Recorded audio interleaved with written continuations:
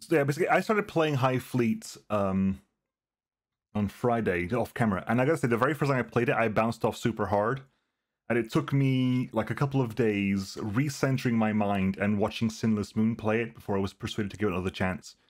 And I like it now. I like it a lot better, and I want to play it on stream. But I gotta say, over the weekend, it was a rough moment for me and the HighFleet of not enjoying myself. Hammer fight. What's hammer fight? I think when I play, so apparently it has some quality of life changes, but apparently like some things have changed. But the very first bit of it, I'll start a new game. Was the fact that this bit in the beginning, none of this matters. It's plot and tutorial, but it doesn't tell you that. None of what happens in the beginning matters at all. So, you know, that was a bit of a moment of like, oh, okay, never mind. Anyway. Oh, Hammer Fight. I've heard of Hammer Fight. Hang on. Let's go check Hammer Fight out. Because I've heard of Hammer Fight, and if it's the same dev... Which is Hammer Fight? Oh, Hammer Fight! Hammerfall is what I knew it as. Oh, wow, okay. That makes a lot of sense, actually. That makes a lot... Now that I know that, that makes a lot of sense. That makes a lot of sense. I played Hammer Fight. Well, Hammerfall. Huh. Was that a Flash game at some point? Was there a Flash game version of it or something like that? I don't remember there was like a Flash game version of it. I think it's why it was changed to Hammer Fight. Because of Hammerfall exists in World of Warcraft. That's probably why it was changed over to Hammer Fight. Because World of Warcraft exists. And therefore things must change their names. Can't have Homeworld Cataclysm anymore. Oh, no. Has to be Homeworld, whatever they call it, Emergence. It was a demo, I think. Physics was a bit different. There was no story. Yeah, something like that. Well, that puts this into perspective. Okay, that makes sense. Anyway, so let's just get started, because, you know, it's kind of hard to explain. It's just going to get played, and I'm just going to play it anyway, so might as well start playing. Yeah, Hammerfall's the base in the North Islands. I remember back from my days playing World of Warcraft. Donkeys years ago. Anyway. I can't read the Cyrillic, so I'm not going to bother. To Tarkin of the 3rd Task Force, Grand Duke Sayadi. On my order, proceed to Kalu at once and meet with Prince Ilu Fazil. By Imperial decree, you are to represent the Crown in talks with the Prince, Commander of the 1st Squadron, Admiral Dowd. 50% unusual game, 100% atmosphere, HighFleet in a nutshell. Yeah, pretty much. The great desert of Gerat. An ancient kingdom ruled over this land long ago, until it was torn apart by strife and internecine war. The last king of Gerat swore allegiance to the Romanian Empire. This land seems to be doomed to bear the burden of war for all time. 7 years ago, an imperial official, the Lord Governor of Kiva, overthrew the king and declared a rebellion against the emperor's rule. Now our time has come. We have come to Gerat to end this once and for all.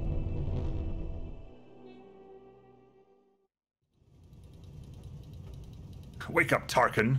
Tarkin is an officer of the Imperial Fleet. Tarkins command the Imperial groups in a squadron. The city of Eli is on the horizon. Our long journey is finally behind us. Everyone is eager to hear you give the order to land. And this is the tutorial, and it took me a while to realize. So I was very obsessed with getting this part done properly, but then I realized after a while that none of this matters. So I was like, oh, never mind then. Okay, so one other thing you have to get over HighFleet. HighFleet has a very specific aesthetic it's going for, which can be a little bit janky, and it took me a while to get used to that. But this is your basically your overworld, your overmap UI, where you have a map with your fleets here, and the cities you can look around with. You have your fleet ships over there. It's all very nice, very clicky, and very sort of nice to play around with. Which is kind of really cool. I do enjoy that. The tech level is kind of... I think I'd put the tech level as late Cold War. I have a phone hanging. Yeah, I've got a radio I can use. I'd put the tech level as kind of a being sort of like 1960s kind of tech level, which is weird because it's an entirely like different. It's not the real world at all, but the tech level is that kind of stuff. No. Everything you can do here is relevant. Like everything you do here, most of the stuff you don't have to touch, but they do have an effect. Very Fallouty, yes, very Fallouty, very true. But for example, like there's a map here. I've not yet found a reason to do this, but there's a map here, and I can totally do trigonometric calculations with this map. Like we're moving meters, so our fleet is. Oh, help! Our fleet is, god damn it, here, and we can, like, you know, just do calculations of like, okay, so this is 650 kilometers at this angle, and you can just draw on the map and just you can plot routes if you bloody wanted to, which is, I've never found a reason to do that, but the fact that that's there is bloody awesome. You can just draw and make notes on the map, which is kind of cool. The straight routes, yeah, it would be interesting. I haven't got that far yet, so it could be, I could see it being a thing for that. Everything here will be revealed in due time. Like this is all different stuff you haven't got there. This down here is all relevant. This is all, obviously everything is relevant. Everything has a purpose, as I've discovered. But it's a very tactile look to the UI. Basically, so what basically this is a real-time, with pause, strategy game where you're controlling a fleet or fleets of these flying diesel punk, I guess is probably the best way to put it. It's kind of a diesel punk airships, but instead of like balloons, they're like flying in the air by massive rockets and basically shooting the crap out of each other. So some reviews, this game seems more difficult to level, the more manual things you have to do. You wouldn't be surprised. Wouldn't be surprised. Okay, so anyway, our fleet's over here. We have 55% fuel. Our speed is 277, governed by our slowest ship, which I believe is the Wanderer over here. Let's click on the fleets and right-click on the town, and we'll press space to unpause. The time passes. It's currently very cold. It's currently minus 60 degrees Celsius outside because we are quite far up. I haven't seen an altimeter though, so interesting. There's a term RPM. And we got the land altitude going down. Temperature goes up as we go down. And we land. And the first taste you have is landing your ships. You don't have to land any of them, but I'm going to land them just so you have an idea of what we're looking at here. Let's land the Wanderer. You don't have to, but vaguely amusing. Lunar lander time. It is very lunar lander time. So this is our ships here at the moment, and let's go for a landing. Beginning final approach. High reverse thrusters.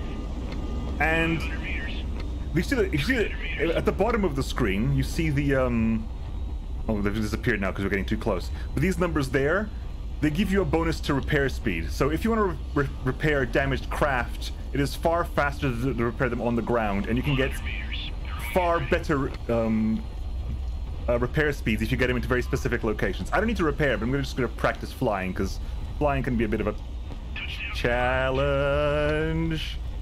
And you can take damage if you fall incorrectly, so there you go. I took 32 damage. That's fine. Oh yeah, absolutely. Engines could overheat. The humming of the pump drives suddenly dies down. The ship comes to a stop. You prepare to descend the ramp, accompanied by a small group of officers and your personal guard. The uncertainty that awaits you outside fills you with unease. A small group of people are waiting patiently for you at the bottom of the ramp. Their leader is a dignified nobleman surrounded by bodyguards. So, the Admiral sent you to talk to me, Tarkan. That is correct. I'm here to discuss your involvement in the liberation of Gerat. Gerat is the vast desert empire located to the north of the Romanian Empire. We're basically, I think we're putting down an insurrection at the moment, technically. And my name is Mark Sayadi, the Grand Duke Sayadi. We are a dynasty of rulers of the Romanian Empire, the oldest house in the known world. Mass Effect tally. Yeah, I thought that as well. Liberation. We've been at war with the Gathering. The Gathering of great houses is an assembly of Romanian dynasties that supported the uprising against the Emperor. We have been at war with the Gathering for over 7 years, and I still have yet to recover my father's throne, and now His Imperial Majesty's admirals mean to retake it in a single week. Indeed they do, and I believe they'll succeed. He doesn't like that because I'm basically... You have to basically make people like you. Prince Fazil does not like me at the moment. My people cannot match the strength of the Gathering fleet. We have but a single corvette for each of their heavy cruisers. Your people have fought bravely all these years. Aye, but even if, by the Almighty's mercy, the admirals land their ships in Kiva, the capital of the main city of Northern Gerat, the Lord Governor of the city is the one who began the rebellion, what do you imagine will happen next? Gerat will return to the Crown's rule. The Romanian Empire, in the largest state of the known world, was founded in the 1st century by the highest-ranking members of the fleet. Duke Sayadi, chosen to rule the empire, became the first hereditary monarch, which I believe is my dad. That isn't up to me. You are honest and nothing else. I will help you meet the Tarkans of Gerat. Perhaps some of them may become allies in this war. The Tarkan of Kalu is a good friend of mine. If you can come to an understanding with him, I'm confident he will be a worthy ally. Worthy allies are exactly what we need right now. It's a shame we had to meet in such troubled times, Duke. The fleet has never had anything but troubled times. Indeed. Right, so we are landed in the city of something or other. We just get some supplies then. And we have our fuel. We're in the city of Eli. We have our fuels of 51% fuel. Let us buy some fuel, expand our fuel range. You can also buy some ammunition if you want some. There is incendiary ammunition. There is, depending on different calibers of your guns. Every ship has infinite high explosive ammunition. You have to buy any alternate types of ammunition. This soldier suit have to make people like me. Well, crap, there goes my social awkwardness. We have an empire? I care on Tuesdays. This game is very, like, physical. Like, I do like the clunkiness. It took me a while to warm to it, but I do actually like the clunkiness of the interaction. It's kind of cool. So, yes, every ship has infinite high explosive ammo, but you can buy armor-piercing ammo, you can buy proximity fuse ammo, you can buy weapons for aircraft if you have any aircraft carriers. Aircraft bombs, armor-piercing systems. I'm not going to buy any ammo right now. Again, although to be fair, it does make a difference. It literally matches nothing at all. Click on the Incendiary 57. The Navarans use incendiary ammo. Let's buy some incendiary ammo. That's 57 mil. I believe the Wanderer has 37 mil. So if I have anything in 37 mil here... No, I have got no 37 mil ammo to buy, so I don't have to worry about that too much. Fine, don't worry about it. Boom. Exit. Order executed. Admiral Dowd likes me. Hooray. So, are we heading for Kalu now? Piotr, why did Dowd choose us to meet with the prince? Dowd is the... Admiral Dowd Sharif Ramatovich is the commander of the 1st Squadron of the Expeditionary Fleet. He also happens to be your immediate superior. The prince has nothing left with which to fight the Gathering. These talks are a mere formality. As for the admirals, they're eager to reach Northern Gerat as soon as possible.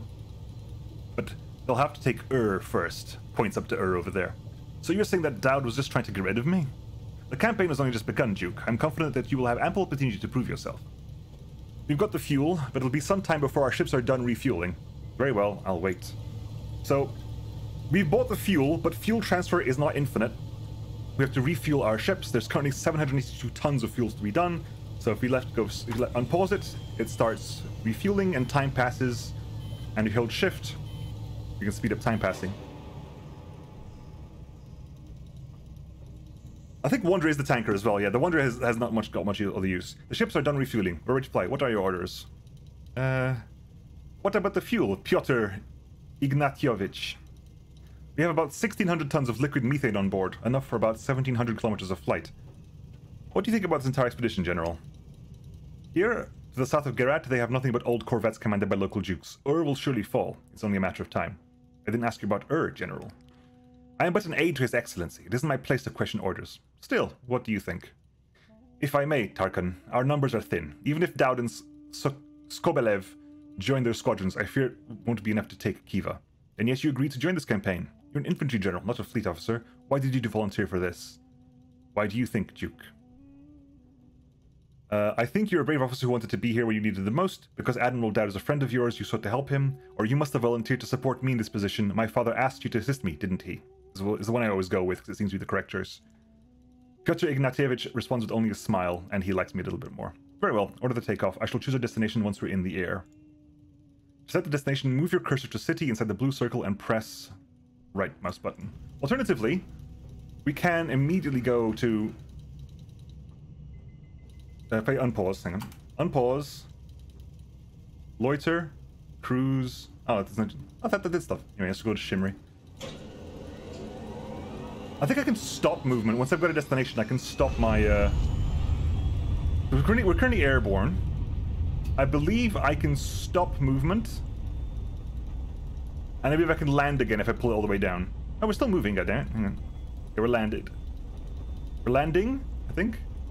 Are we landing? I can't tell. Anyway, move.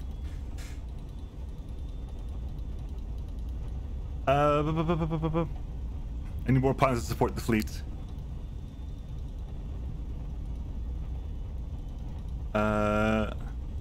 One of the weird things in this game, one of the things that really threw me off is the way they do combat in this game, which is actually a problem. Because in this game, combat is done one v everything. You can only control one ship, but you fight the entire enemy fleet at all times, which is a little bit disconcerting. That was one of the reasons I bounced off at first, because I was a bit annoyed, because I kept redoing the same fight over and over again to get a better outcome. But again, if I'd known that that fight was the end of the tutorial and it literally did not matter, I would have bothered less. I've watched the other with the random ship joining direction. Yeah, like, fighting is kind of random. I'm going to speed the time because fighting is kind of random. But let's move in. We're about an hour out.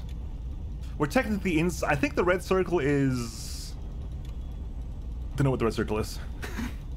Here in front of stakes up. Yeah, you're supposed to be tagging ships in one at a time, but it's very weird that you have to do it like that. I just find it very awkward. Anyway, pause. So, alarm is raised. Silence wreck is impossible. Because we got to... Hang on, let's go over here. The yellow... Damn it. The yellow circle is the range that where you can be detected.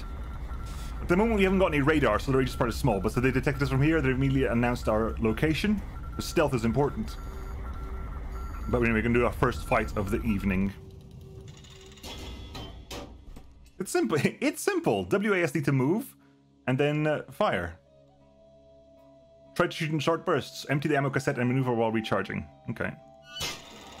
So I fight the entire enemy at once, but we're basically pulling in one ship at a time. We have 3 Navaran corvettes in the Wanderer. The Navarans have bigger guns. The Wanderer is bigger and has like smaller guns, but more of them. We're going to come up with Navarans first, because this is an easy fight. These are not difficult fights. It's not simple at all. It's not. It lies to you. Okay, so this is me in the top right over there. But they've added a better tracking. I like that. Anyways, these are the 3 enemies. I'm going to... Let's just burst down a little bit.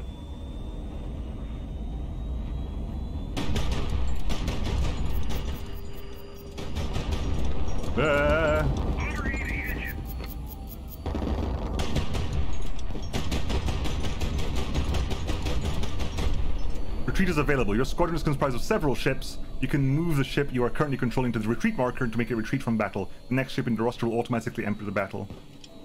First one down. You can move the ship over there to retreat it. I'm not going to bother. Just keep fighting with this one. I've yet figured out what honor is. There's a marker for honor at the top of the screen. You can see it there. No idea what that does.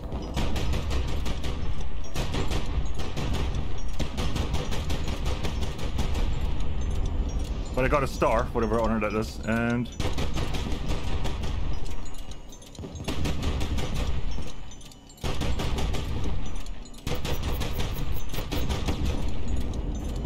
We've taken a bit of damage everywhere.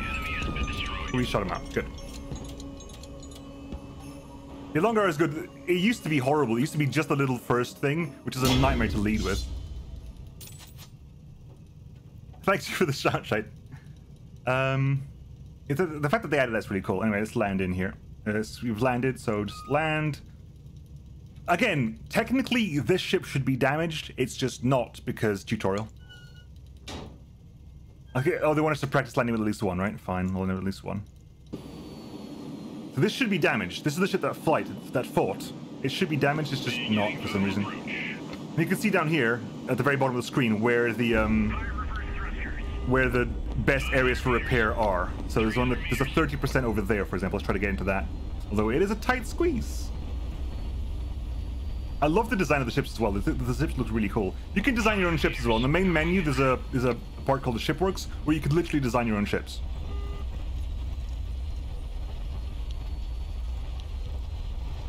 Touchdown confirmed. Yay. Landing complete. Tarkin, sir, we have an opportunity to replenish missiles on our ships. I highly recommend we do so. Very well, I shall handle it. Go to the Shipworks. This is the roster of all the ships in your squadron, sir. Move down the screen to the ship's maintenance panel. And this took me a while in the first tutorial because everything blurs out. You have to move your mouse down to get there. Purchase a missile. Install the missile on a free hardpoint. You can install more missiles in similar faction. Okay, fine. Okay. Missile there, missile there. This is stuff, the shop stuff that we've got in the hold. I'll buy all the missiles we can because we can refit them on the fly if we have to. They're all there. Navarin. Missile on you, missile on you. Navarin. Missile on you, missile on you. Wanderer can actually have 4 missiles a pop.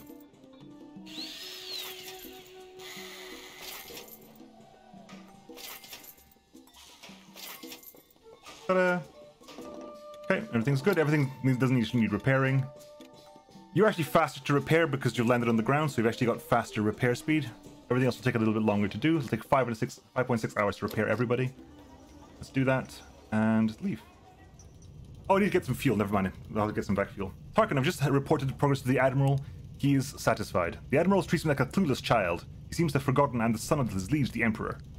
Capital is far away. Until we return, Admiral Dowd is the one in command. He leads the squadron, and you, Duke, are a Tarkin in his squadron. We'll depart as soon as we're ready. I haven't bought the damn fuel because I'm a fool. Supplies. Fuel. That Nixie cheap counters.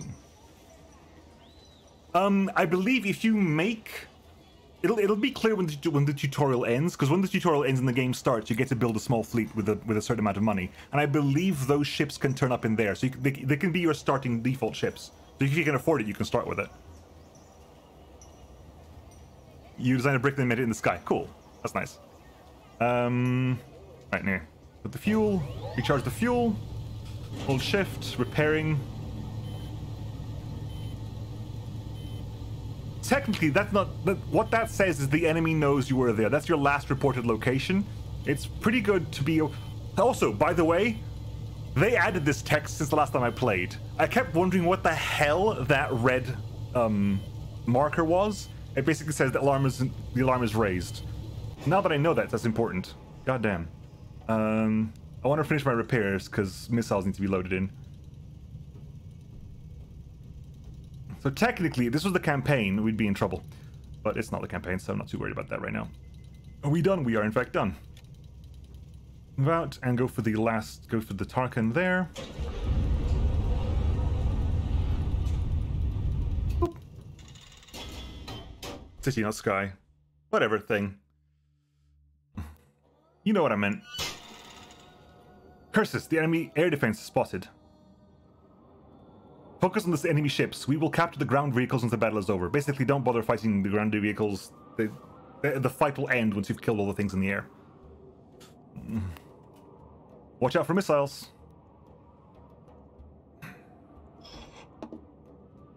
The Wanderer is way better at dealing with missiles. I'm actually put the Wanderer in first, because you can see there the Sloggers have... It's kind of hard to tell, but I know what I'm looking for. Sloggers have missile there, missile there, missile there, missile there, missile there, missile there. And they have, I think, a small-ish gun. They've got 2 bigger cannons. See, cannon there, cannon there. It's kind of hard to see at this. I wish you could zoom in a bit further. You can see missile there, cannon there, cannon there. So, once I manage to shoot down essentially 6 missiles, we can move the Wanderer out of there. Also, Wanderer comes with 4 missiles, so we can take out maybe a couple of their missiles with it.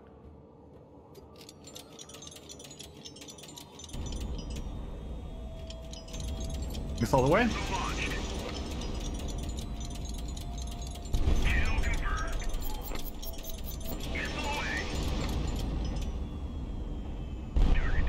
Okay, I've got you. Come on, you gonna fire missiles at me, buddy? Missile approaching. You can press F for flares. I don't think I've got flares on this thing. I do have flare. Fire. Missile coming from the ground, from down there. Alright, we got what we wanted. Let's retreat. Let's retreat the Wanderer. Because they fired pretty much all the missiles they want to fire.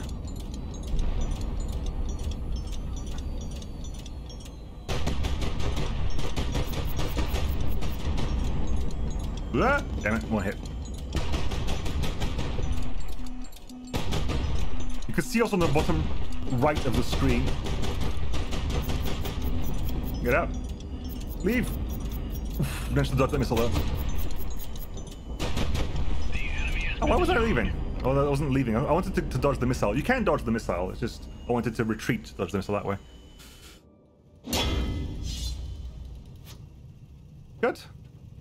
And land. They actually kept damage this time around, and we're out of missiles, so we're going to land the Wanderer, and I'm going to land the Baron as well, because they actually you don't need missiles. You can have 4 missiles.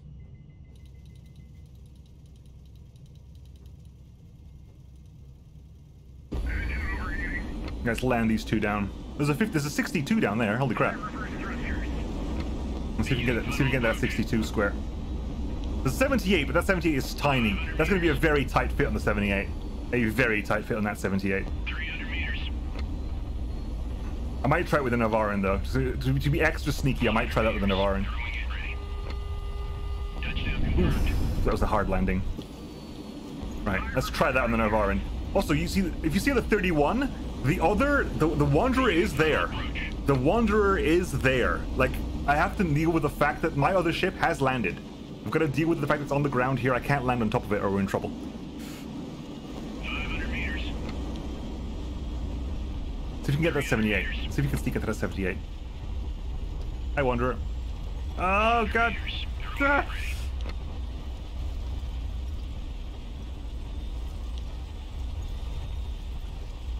Like a glove.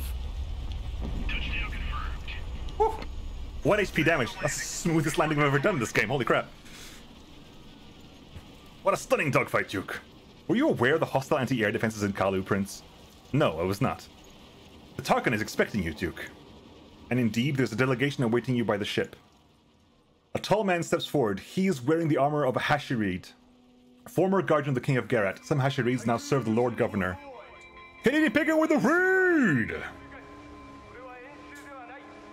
Charge! Thank you, Kennedy Pagan. Thank you very much. Double shoutouts because my mods are at war. And that's a chimera.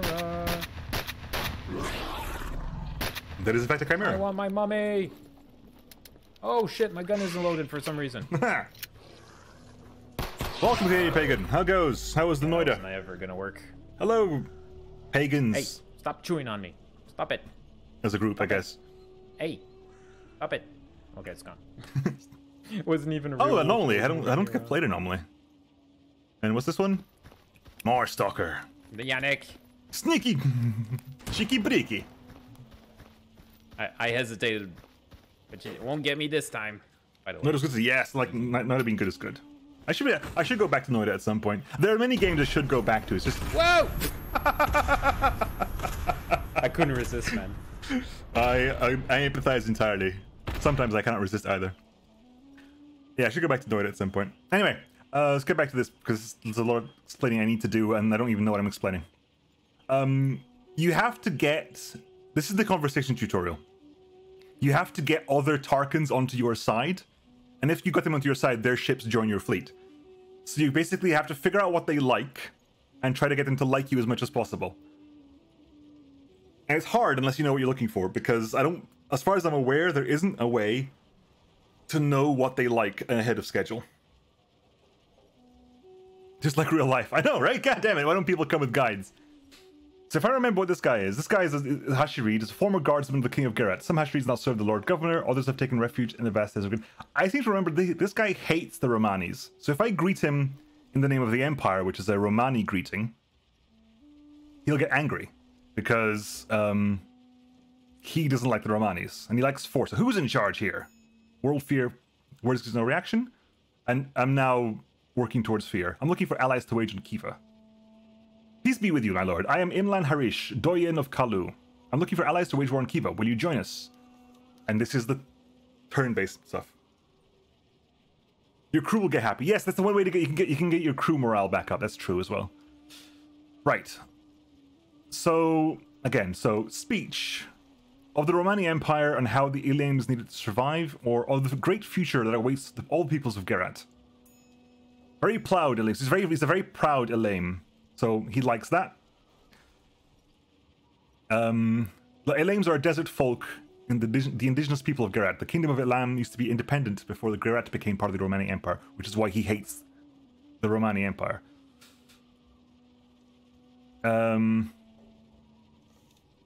Of the importance of faith in times of trouble. No reaction? Fine. You can use gifts. A good gift will extend the conversation. He likes force, and he likes the dagger, I believe. Truly a priceless gift. Greatly values force. Of how Sayadi is a good friend and a fearsome foe. I don't know what this is. Said -1. I don't know what that actually means. I don't think he likes the cross either because he doesn't like the Empire. So that's not good. That's not good.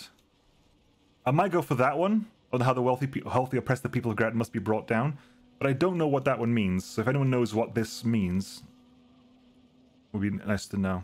Me. Does not value wealth, so he likes it in a good speech as well. I can also just end the dialogue. That's true, but I'm going to try to get as far as I can. I know he's a very proud Elim. He dislikes the Romani. He's a faithful person, so don't speak of the dangers of faith. Of how the weak appeal to just undermine the strong. No reaction. On ending this war? Greatly values force. Did not like that, damn. Last turn. Does not value wealth. And does not like the Romanian Empire.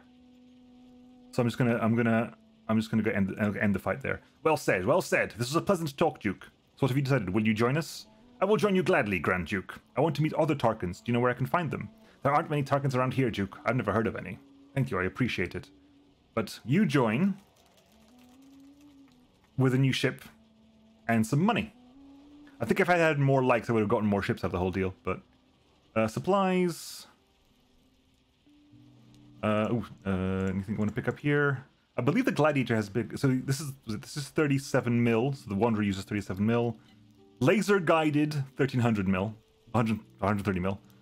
Laser guided 880 mil rounds. So this is why I think it's Cold War, but it's later Cold War because there's laser guided artillery shells.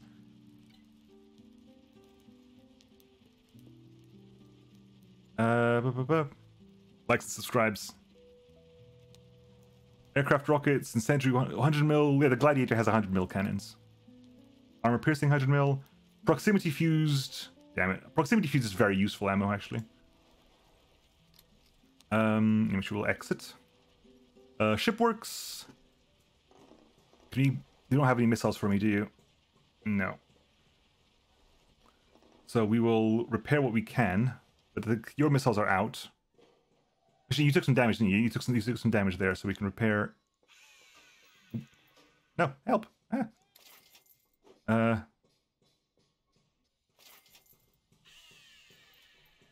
I need to put your legs on there.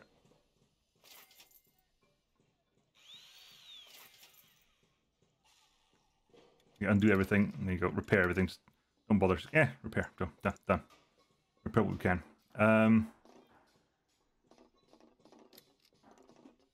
Everything else is okay. You got missiles. Oh, you took some damage? I'll repair you as well. And everything else is okay.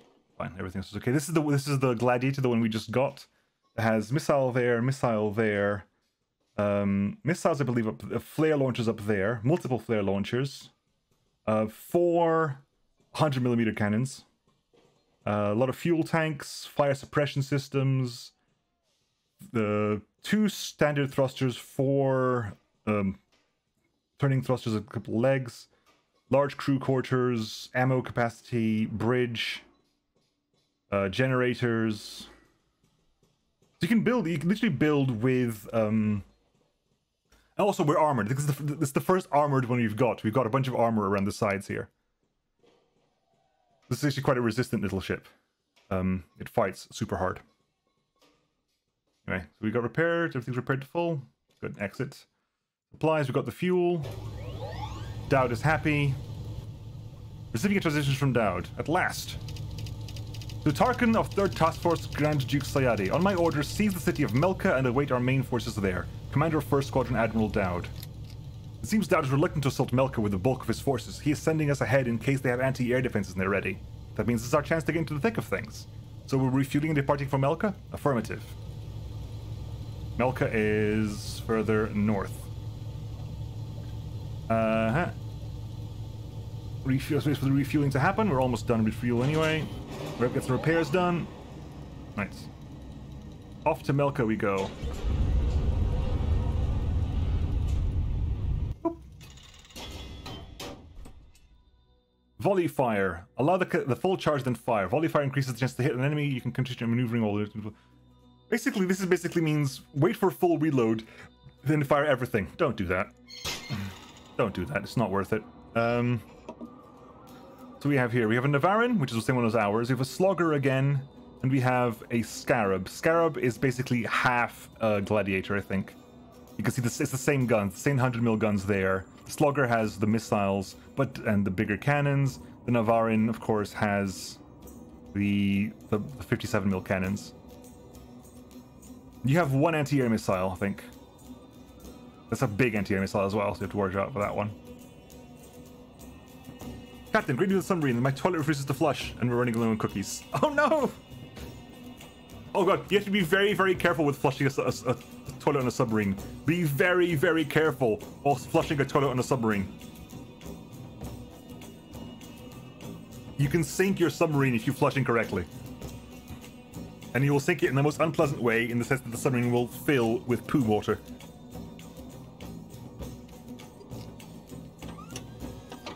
Alright, we are here, we are live. You're armored on the sides. Ooh, hello.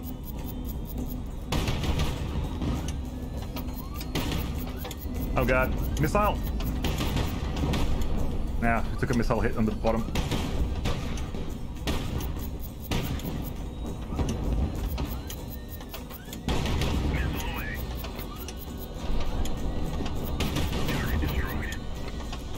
Ow, ow, ow. Okay.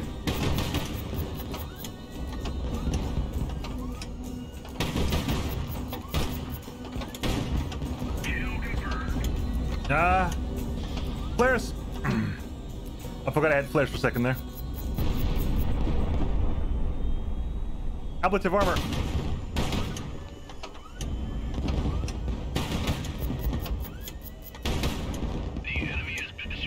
What is honor, by the way? Does anyone actually know what honor does?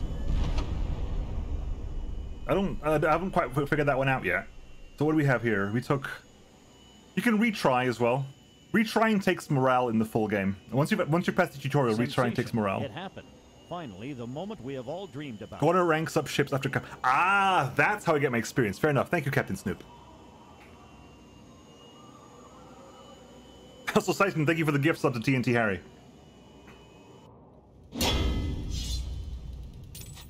I see that. I saw the little star there. Oh, okay, I understand now. Right, so let's land here and have more stuff. And who needs to... Let's land Gladiator. Gladiator needs to do repairs. No one else does. Not really. Where's the best place? Can we hit the 86? There's 109. There's 109 to the left. There's 109 to the left. That's going to be a tight fit. That's going to be a tight fit. We're going to try. We are going to try to go for that 109. The best way we're going to do that is if we don't let our speed go too high, so we don't have to slow down too much. 500 meters.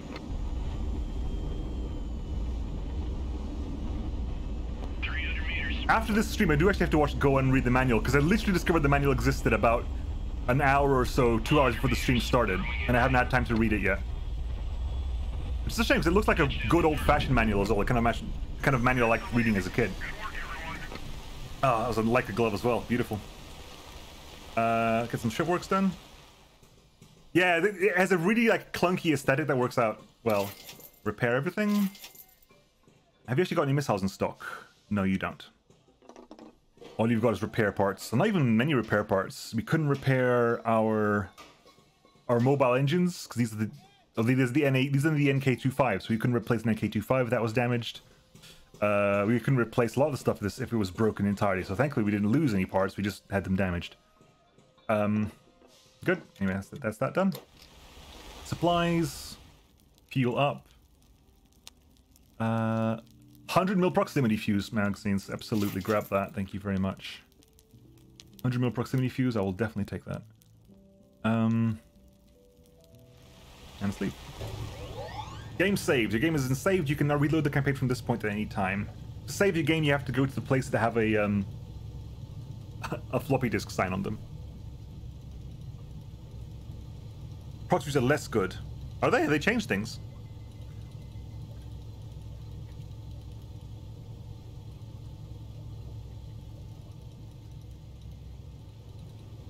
The watch reports a squadron approaching. Understood, I'm on my way.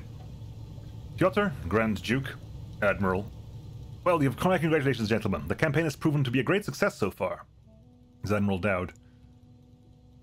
I'm confident, Admiral, that we owe this great success to the Duke's talents. The Admiral looks at you without saying a word. How did your talks with Prince Fazil go? I hope you followed your orders to the letter. Affirmative, Admiral. He likes that. Good. Our next target is the city of Ur. We will join Sokobolev's squadron there and begin our advance towards northern Gerat. Duke, is this June? It is a very deserty place. It does that. Proximity doesn't bypass armor like it did in release. Fair enough. Okay, it is weaker now than it was in release. It's pretty good. It's pretty good to have like as a backup for anti-missiles, and it's probably. I'm assuming it still shreds unarmored ships. You've proven your mettle, Grand Duke. I will entrust you with the mission to seize Ur by force. The cruiser Diana and several Intrepid-class frigates... Diana? I thought it was the Nomad. Will be transferred to your command. Thank you for your confidence, Admiral. It is the Nomad, eh? Good. I shall not detain you any longer, then. Piotr Ignatievich, Grand Duke. Right, and now we've unlocked a bunch of extra stuff now. We've now unlocked the entire left-hand side of the screen, which includes our radar, because we now have the Nomad class cruiser, which comes with the radar. We have our IRST, infrared search and track. So we have an IR scanner that we can tweak. We have a radar. You can see now. We can turn the radar on. We can turn the radar off. You can see if you have radar on. There are several videos about how this entire left-hand side of the screen works on YouTube. I was watching those instead of reading the manual. So we have like jammers. We have entire radio signal manipulation here. We have like different kinds of radio. We can do radio. We can do ground radio. We can see the ground. We can do sector radio, so we can only search radar. Sorry, we can look at specific sectors. We've got jamming. This game is quite in-depth. Or it's almost like her.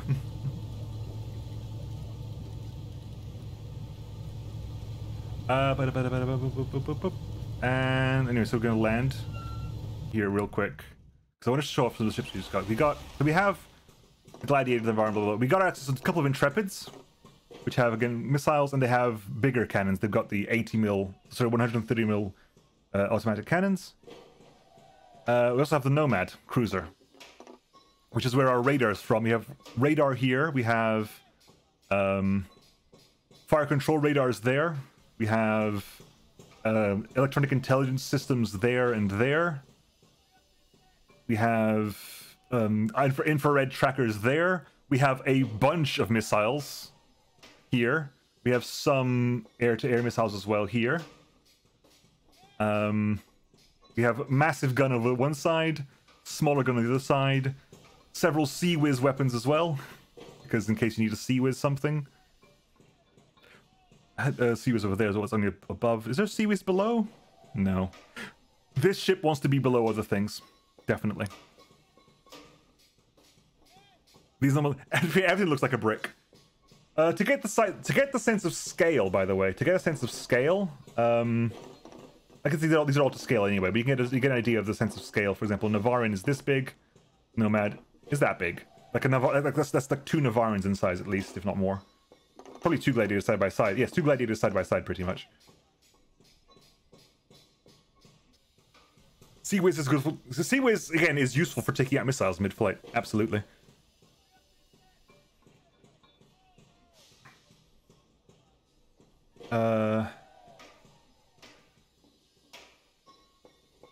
Right. Okay.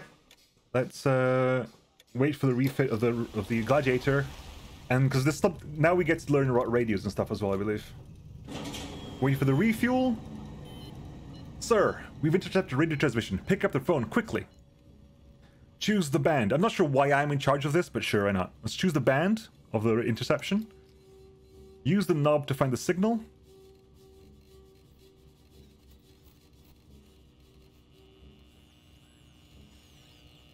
Getting closer. In the real game, this would be ticking down at the top as well. Like, once they pass the control, this would be ticking down. You have a time limit.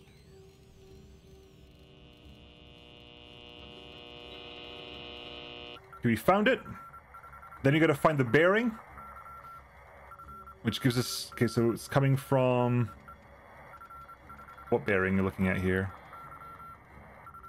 Bearing 8, which is pretty much north. We can save it. Bam. Eridan, speed 150. Going at speed 150, moving southwest en route Hamat. Require provisions on arrival. It's a transmission from the enemy strike group, and it's unencoded. We know their bearing and their destination. Speed 150, going at speed 150, arriving southwest en route Hamat. Require provisions on arrival. Strike groups are powerful enemy ship formations that hunt you. The best course is to avoid them at all times. So they're going to Hamat? They're going to Hamat.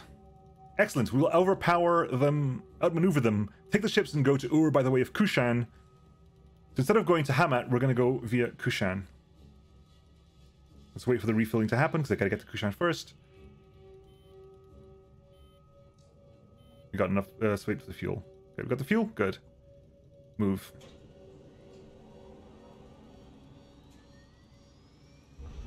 Hey, Sinless Moon! You are part of the reason I'm doing this.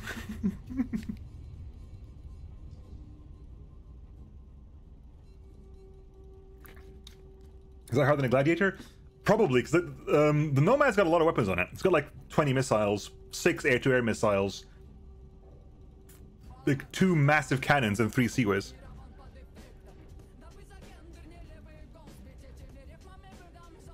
Is that French? Is this the... It does feel that way. It does feel that thematically a lot of this was inspired by Homeworld, I think. Did I just mistake?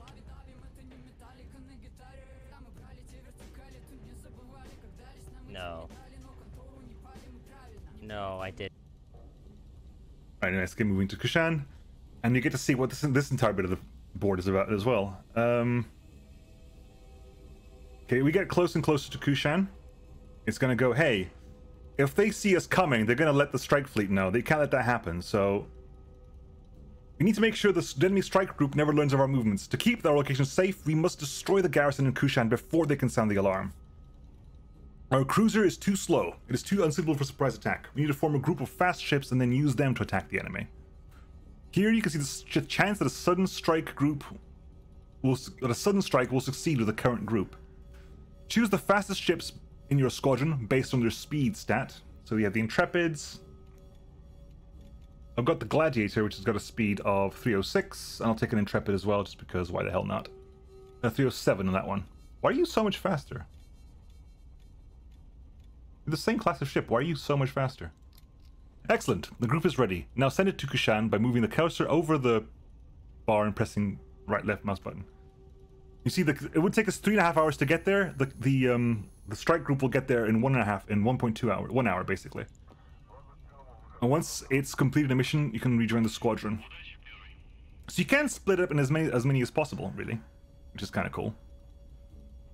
For example, I could send like an Intrepid and a Navarin elsewhere. Nothing's in range. They haven't got the fuel capacity for it, but he could send them elsewhere. The Wanderer, I think, is... No, the Wanderer's not... The Wanderer doesn't actually have that much fuel range. Actually, if I refuel the Wanderer completely...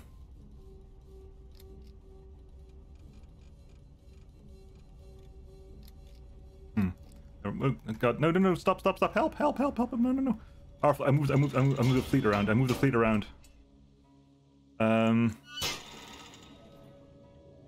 They got a Lightning and a Jaguar. So the Lightning is pretty much half a Gladiator. The Jaguar has a rocket launcher and 2 Sea-Wiz weapons. Okay, we're up here. I don't think I've got any missiles at the moment, have I? No. So...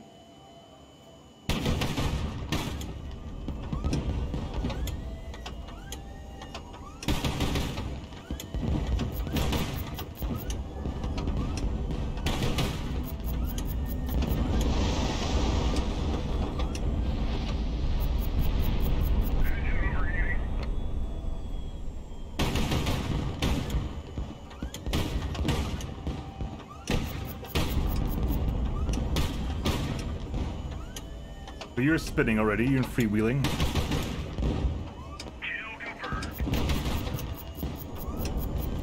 You're sea-whizzing me with the rocket burst. Your armor's there, unfortunately. Got it. Yeah, again, it's one of those things that it took me a while to learn, that you don't have to be afraid of taking a hit in this game. You can't, your things are flying bricks, they can take some punishment. And let's go for a quick landing. Actually, we don't have to land, we can just wait for this. We can. You lot need to catch up there, because I did it bad. There you go. Landing. We've all grouped up again. There you go for the landing. We don't need to land anyone, I don't think. Do we have to land somebody now? You have to land at least one ship these days. Because you didn't used to have to land something.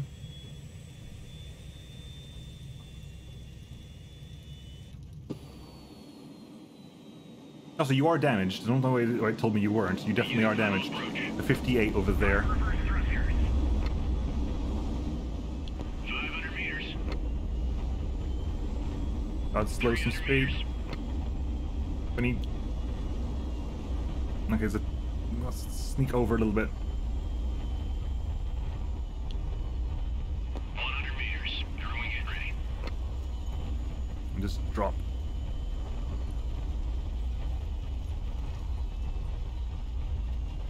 Touchdown confirmed. Bit of a pain in landing. In the prologue you have to land. Ah, okay, fair enough, yes. Right, repair you. I believe it was that we lost that entire heavy performance, heavy damage.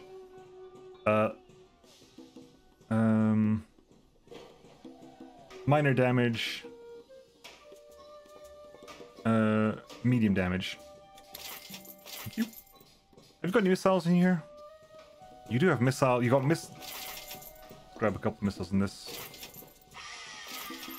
And then you're gonna complain because a gladiator doesn't have missiles. You're gonna go say, but a gladiator doesn't have missiles. I know. I don't care. Put missiles in the damn thing. Give us enough fuel to get to Ur, please. And aircraft rockets. Armor piercing 30 mil. Ooh, hang on. What do we have here? No, 180 mil for the Nomad. In Potentia. Again, the money doesn't really matter right now, so might as well give it a shot. And you Intrepids want that. What is the other one? There's 180 mil on one side. Is it 100 mil on the other side? It might be 100 mil.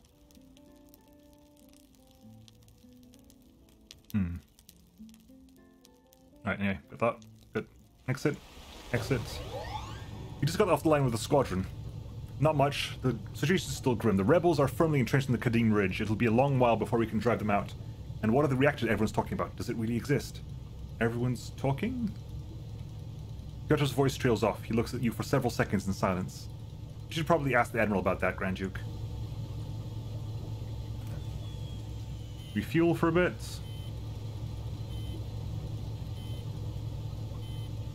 Repairs complete. We have the fuel capacity. Let's get a move on. Let's go seize Ur. No one knows what we're waiting for us, Duke. I suggest, should the going get tough, I ask you to request reinforcements from the Admiral. Rest assured, General, I will never put my men at risk to save face. Glad to hear that, Duke. You like me a bit more. Should you require reinforcements, use the internal comms to contact the Admiral. Admiral, reinforcements, please. Not that I need it. I think I pretty much do it with one ship, I think. We've got a Vega. What's a Vega? Hang on, you're Jesus Christ, I've got nukes. I've got nukes. Hang on, how many nukes have I got? I've got at least 4 nukes. Hey, Barrick.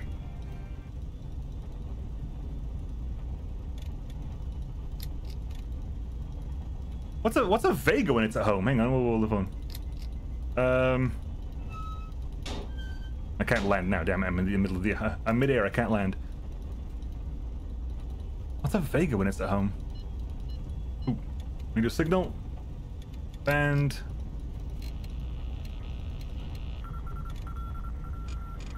I'm assuming from the west, because that's where the strike group was. Car southeast, ETA 9 hours, speed 150, flying southeast en route Hamat Melka. Cool. We know you're there.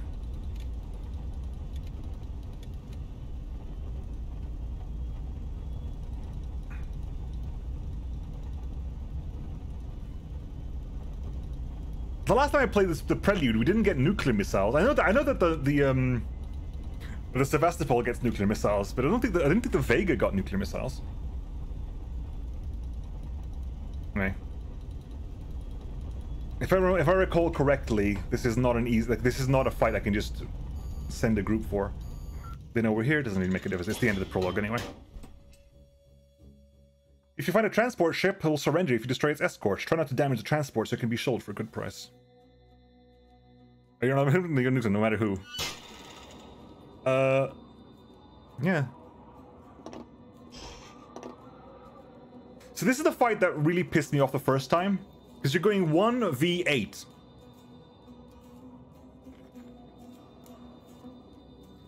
You're going in a 1v8, and that gets really annoying. Just put the...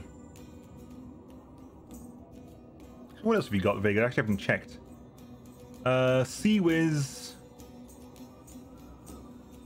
I don't see you have... you haven't got main guns, so we're ignoring that. You haven't got any main guns. You can get the proximity fuse weapons. And that'll do. That'll have to do. Anyway, we're dealing with essentially 8 ships at once while fighting with the Nomad, so that's all right. In addition to its primary cannon, this ship has an auxiliary cannon. We got our Sea-Wiz. Use auxiliary weapons to terminate fast, agile targets at close range. These missiles are expensive and can only be used once, but they work wonders against agile air targets. Launch an AA missile, press C. Missile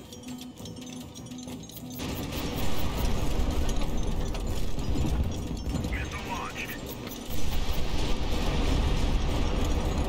Missile away. The enemy has been destroyed. Overheating engine. Missile away. Target destroyed.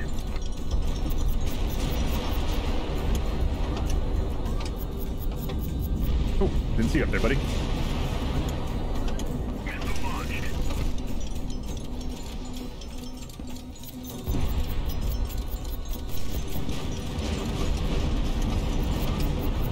Missile away.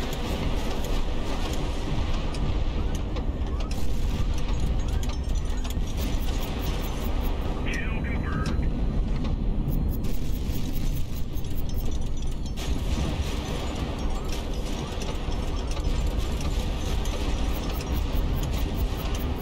away.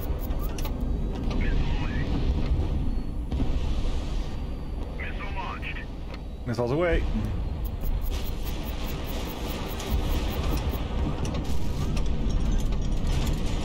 Let's go, let's get some retreating in done. We've cleared most of the ship at this point.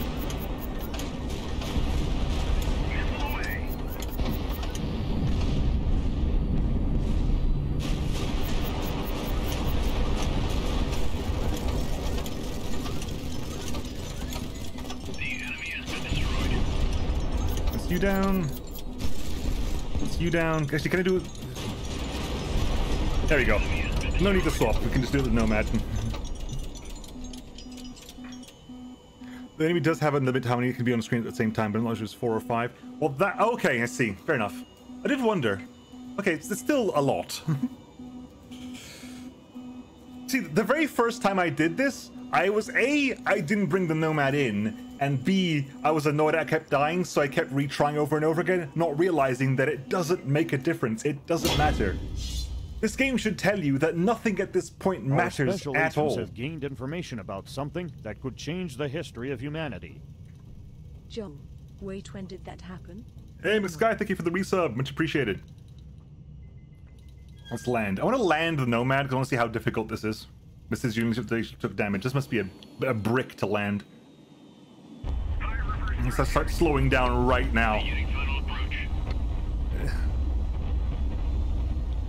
This thing is massive. This thing is huge. Can I slow down enough? 300 meters. See if we can grab multiple at least. I think it adds them together if I grab multiple. Throwing it ready. Nope. That was a hard landing. Holy crap. Hero damage received. Yep, that was a hard landing. I just rocked the front of the ship. Hang on. Let's retry that landing. I just wreck the front of the ship. Let's reverse the thrusters right bloody now. Let's not let that get that high at all. I'm spending most of my thrust just trying to... Is this thing not meant to land? 500 meters. Let's not let this thing get any faster, because it's going to be a nightmare if this is. 300 meters.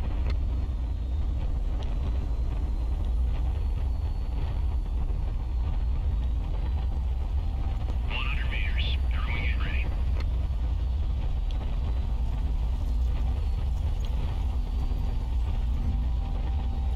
5 and 10 will be 15. Woof. 15. Arrival in Ur. As we entered the city of Ur, a large crowd of people welcomed us as heroes with cries of joy. Congratulations, Duke. What a glorious victory.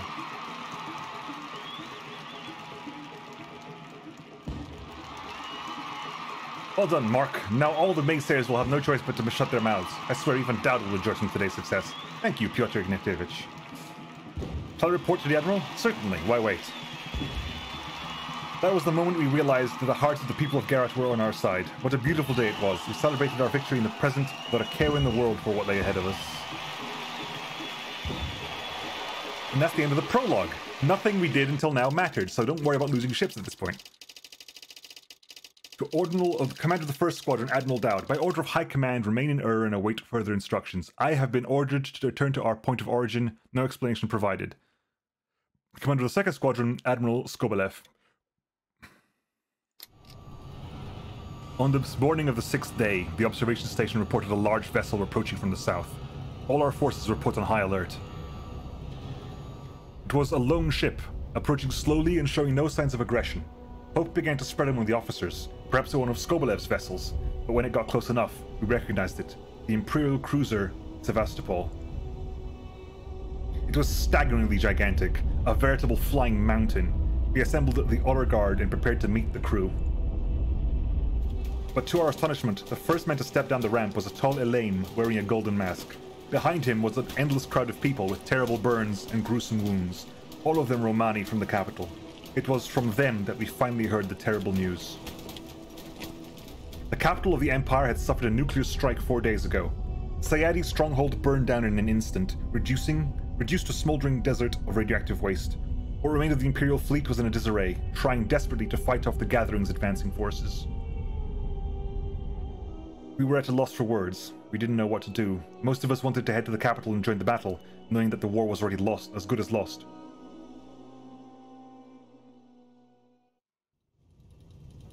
Gentlemen, I have assembled you here to discuss our future activities in light of the most recent events. If you don't know, Beric will get this, but I definitely get the feeling that Pyotr Ignatievich is played by Lucian Galade after Lucian Galade is finished with Swordland.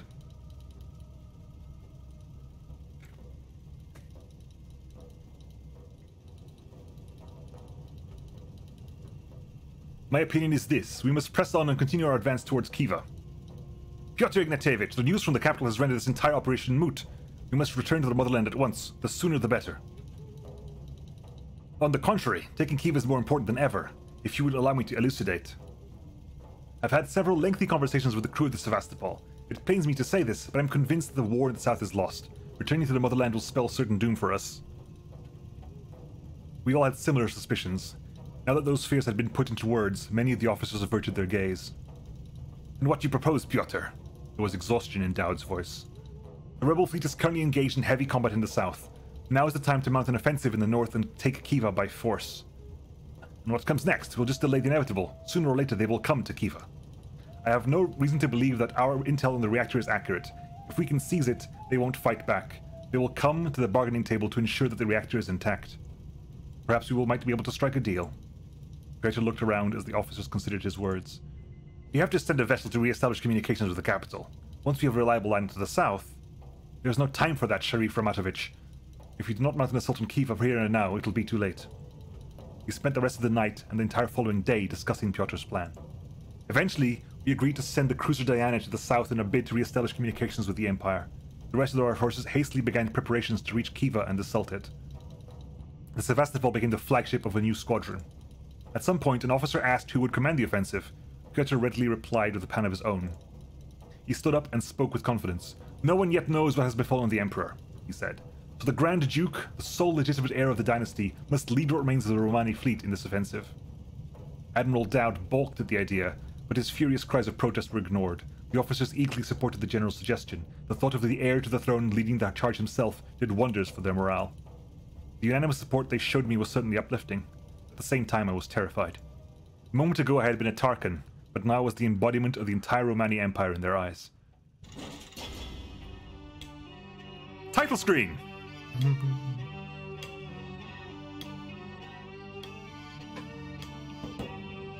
Title screen, where reading the title is actually hard to do right now, because this gun's in the way of the title. It's also hurdy-gurdy as well. Grand Duke, you must choose the ships that will join us for the Kiva offensive. Can you give me a hint? Take the red ones. They are workhorses, and maybe 1 or 2 tankers for them.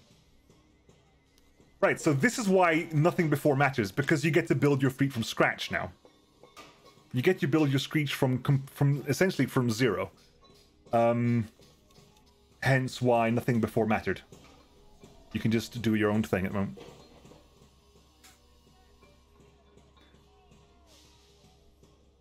We won, Pyotr lies.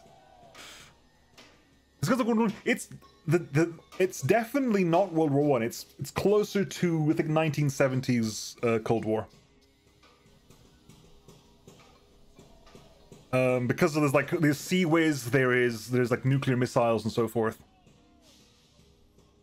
It was cool. It was cool, but I think it would have been more interesting if they just said it doesn't matter. It doesn't really matter. Don't worry about losing ships. This is the tutorial. Don't worry about it. Just learn at your own pace and do your own thing. So these are the designs we've got. I believe that if you go back to the main menu and... Thank you, truck outside. Appreciate that. Hang on.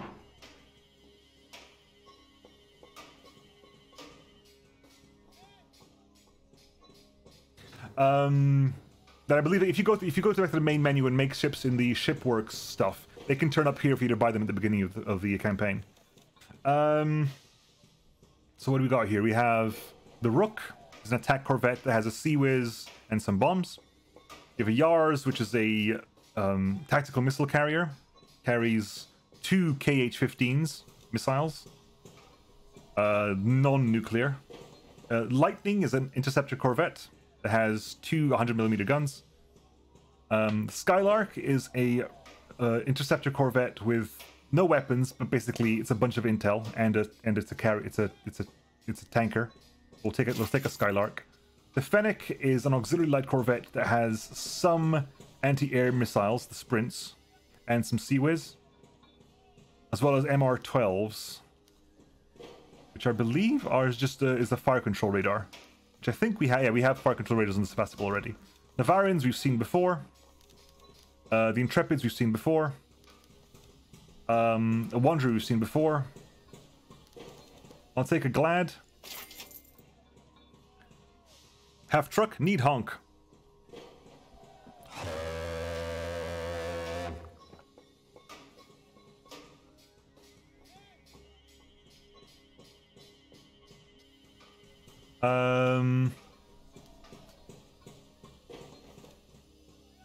What is here? How much have you got? We have a travel capacity as well, it's very beneficial. So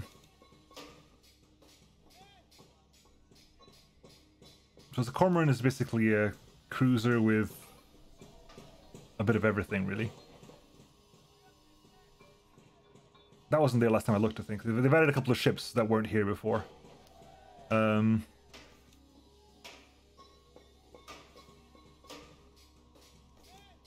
Voskhod. Again, it's basically a bunch of... The Voskhod is basically way more... it's got its own radar. It's got its own full-size radar, I think. Yeah, it's got its own full-size radar. Gepard... Missiles and radar. Triumphant is holding 4 nukes. The A100N nuclear weapons. Longbow is a carrier. Gladiator, Wanderer, Intrepids. Hydrates and posture checks. Oh my god, that was a beautiful honk. Thank you very much.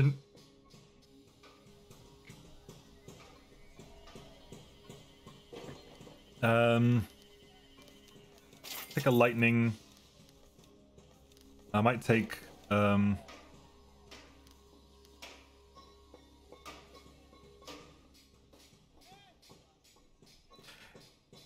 got things, they've got ship roles you can have. There's like missile carriers, flagships, airstrike superiority. They're not all ideal, but they're there as potential things.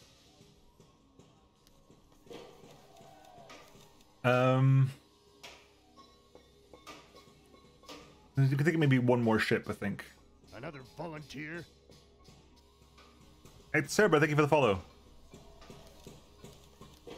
The Sevastopol has everything the Greenies want. I mean, everything we need the Sevastopol's got. And the fleet will get bigger over time. The fleet can get bigger over time. That's not really a huge problem. Again, this is my first proper playthrough, so I am kind of playing it by myself.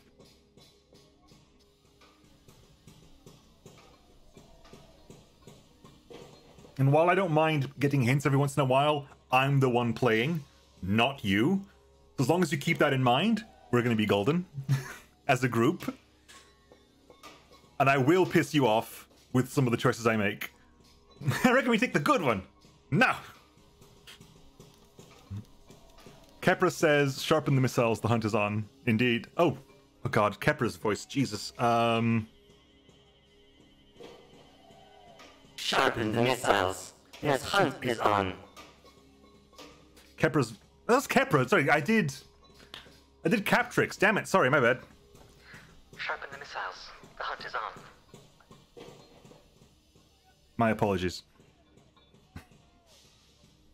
I thought it was playing. You lied to me. The which wasn't even plugged in. I'm going to watch SpongeBob in the backseat. Yay. See, you said sharpen the missiles, the hunt is on. That is definitely a Captrix line, though. That's something that Captrix would say, not Kepra. Kepra is definitely... Kepra's one of my more favorite characters in Mechanicus. And again, it doesn't really have that many... Like, doesn't have that many characters, but Kepra's probably one of my favorite ones. Lightning Gladiator. One more thing. Come on, just one more ship I can bring in, so I gotta be able to buy stuff afterwards.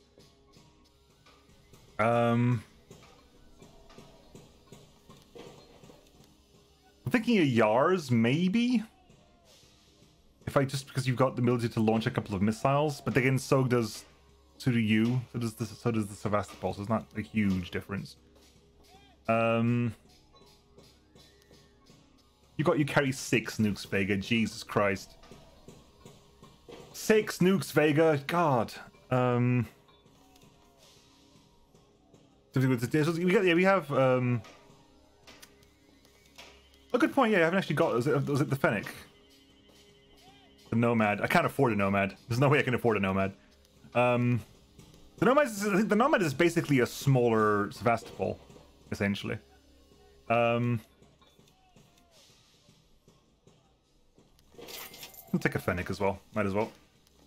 Basically for anti-air defense, you've got some sprints and you've got some seaways as well. So second grade gladiator. The thing is that then we drop below 200. So not, and it says like you must have at least 200 to fly. So I don't want to drop below 2,000.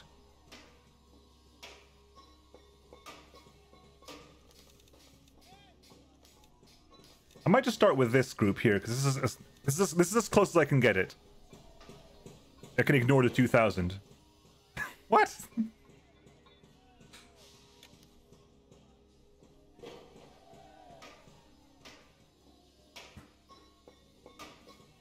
If you feel it properly, you'll have a range like stupid large.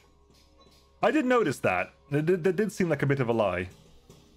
I wonder if it's not counting the Sevastopol. No, it is counting the Sevastopol. It's actually gained a little bit of range by adding a Sevastopol. Hey, McCusk. No, I'm going to start with this, and we'll see where it goes from there. Or is this too little? Do you want me to start with something else? Grab something more. If you need to refuel, you can unload all the tankers and fly to a town and do multiple runs anyway. I have no idea how to do that, but we'll figure it out when we come across, I suppose.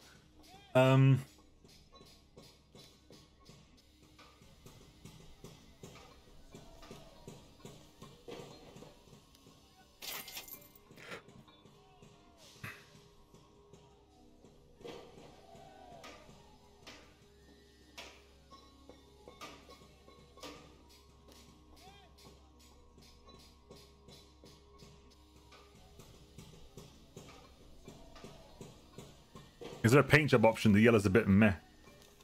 No, as far as I've seen, that would be interesting to change. It makes sense, the yellow, because everything's a desert, though.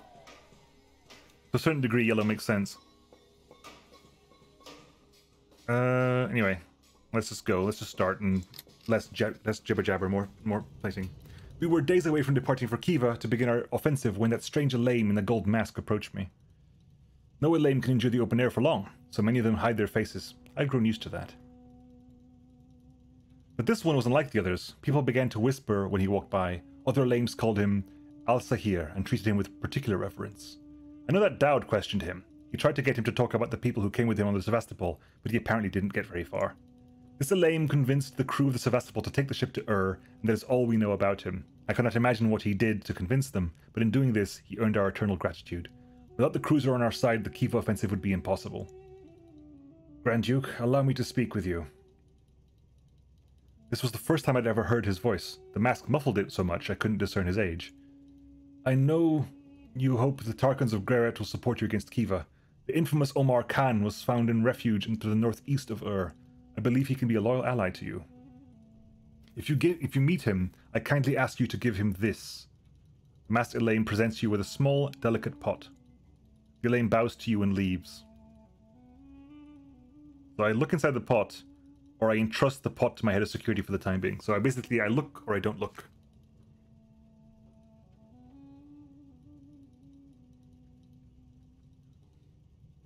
Let's be nice for the time being. Let's not look. So Tarkin has found refuge in a city to the northeast of here. It would make sense to seek him out. Would you like me to brief you on the operation, Grand Duke? Please. Look, it says skip tutorial now. Very well. Our objective is to capture the Kiva reactor. The city of Kiva is in the northern reaches of Gerat. It is protected by the governor's own squadron. We need to force them out of the city. It is imperative that the reactor remain completely intact, which means that nuclear strikes against Kiva are not an option. However, we will face far worse threats to the success of this operation before we even reach Kiva. According to our intel, there are 5 gathering strike groups equipped with nuclear weapons somewhere in Gerat. I strongly suggest avoiding them at all costs. The strike groups move from city to city on average once a day. If the enemy spots us and has time to report it,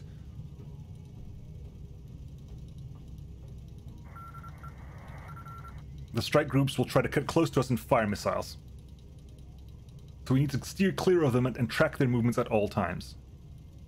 Information about the movements of strike groups can be obtained from radio interception, or by capturing one of the troposcatter communication stations. Due to Gerat's vast size, the enemy has had to use these stations to send their messages. Even one such station could supply us with priceless intel on the strike group's whereabouts, as well as the location of their aircraft carriers and their missile carriers, all of which is of extreme importance if we are to prevail in this operation. The aircraft carriers, for one, can deploy attack aircrafts from as far as 2,000 kilometers away. We must always keep this in mind. And lastly, there are also transport ships moving to and fro between the cities of Gerat. They are hardly, if ever, escorted, and could be easy pickings for us. A captured transport ship could be quickly ransomed for a sizable sum in any city, Duke, and we could really use some extra funds.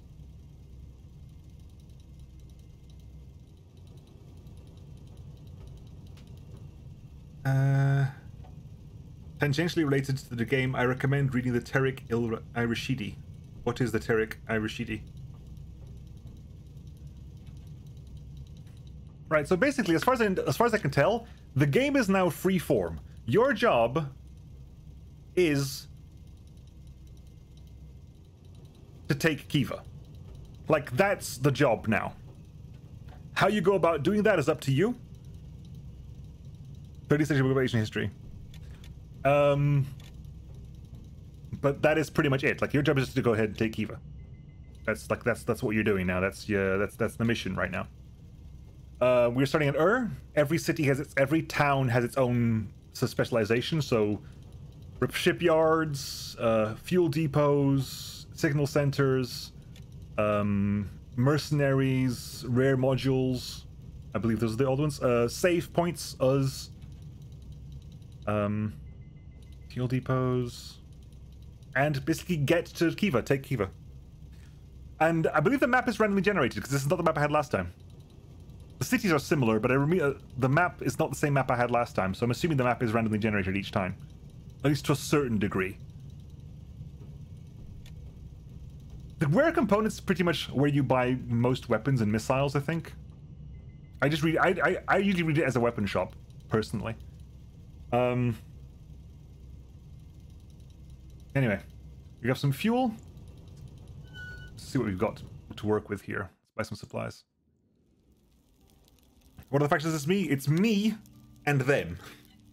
Me, the remains of the Romanian Empire, and the Gathering, a group of Elaines and stuff that rebelled several years ago and basically did a civil war.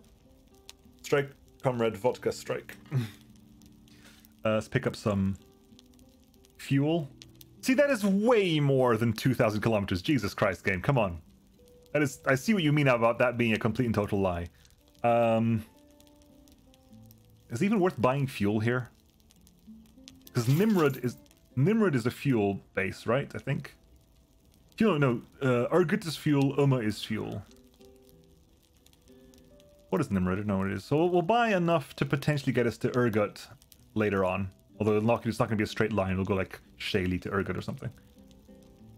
Well, you want us to go to northeast. Northeast of is what? Uma? Nimrod?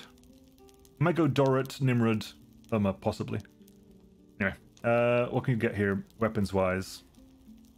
13mm incendiary rounds, aircraft missiles, aircraft rockets, 180mm incendiary rounds, 100mm incendiary rounds for the Gladiator Lightning, 37mm incendiary rounds for the Fennec and the Rook, 57mm for the Sevastopol. Nothing's got 130, 100mm the Gladiator and Lightning have armor piercing. Stuff's expensive.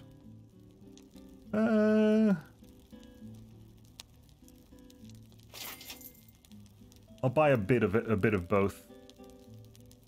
You know what? Buy 100 of both.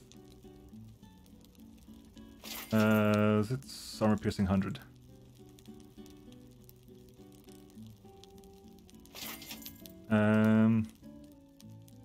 It's a guy at 150. Armor piercing 130. 130, not 150. What do you mean? Yeah, I've got some AP ammo just in case I need it. Like I haven't gotten that far. So what do we have to work with here? We have the Sevastopol, which has looks like 8 Zenith missiles over here. Has a ton of sprints, which is good for anti-air. We have nowhere near enough evac pods for the entire crew. We have the Sea-Wiz there. We have a Sea-Wiz there. We have a Sea-Wiz. Is that Sea-Wiz? These are 57 mils twin purpose. So they're not Sea-Wiz, but they are twin purpose. Only with the raid! A bunch of 57 mils. We have a bunch of sprints. A bunch of zeniths. Ads. Ads! Ads. Okay, I can pretty much just... Whee! They just went flying there.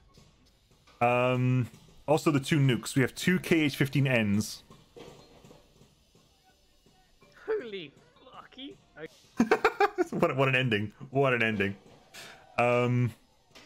I believe it's such a case that I don't think they use nukes on you until you start using nukes on them. You have to be the first to fire a nuke, but if you fire a nuke, you start the nuclear war and they'll start using nukes against you.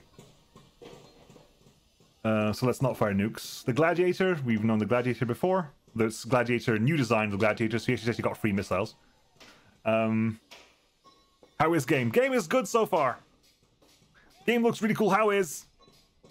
It had a barrier of entry of like getting your brain around certain things, but once you get around that, it's pretty good so far. The Fennec has sprints and point defense, as well as fire control radar.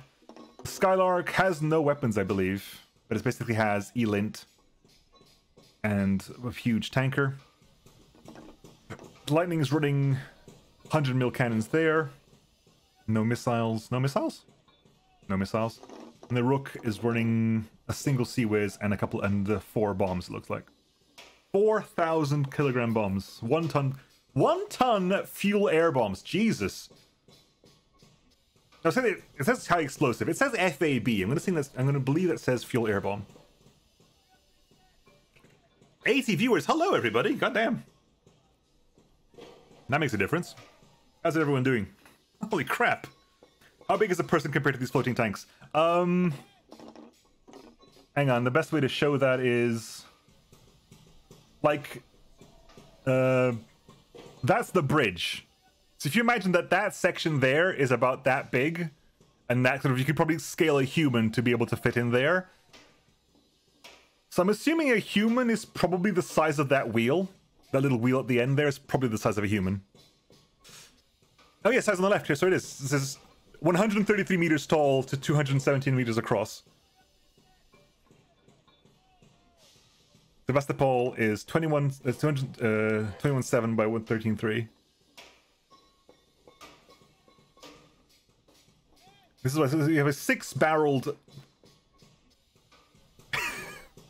That's wrong, guys.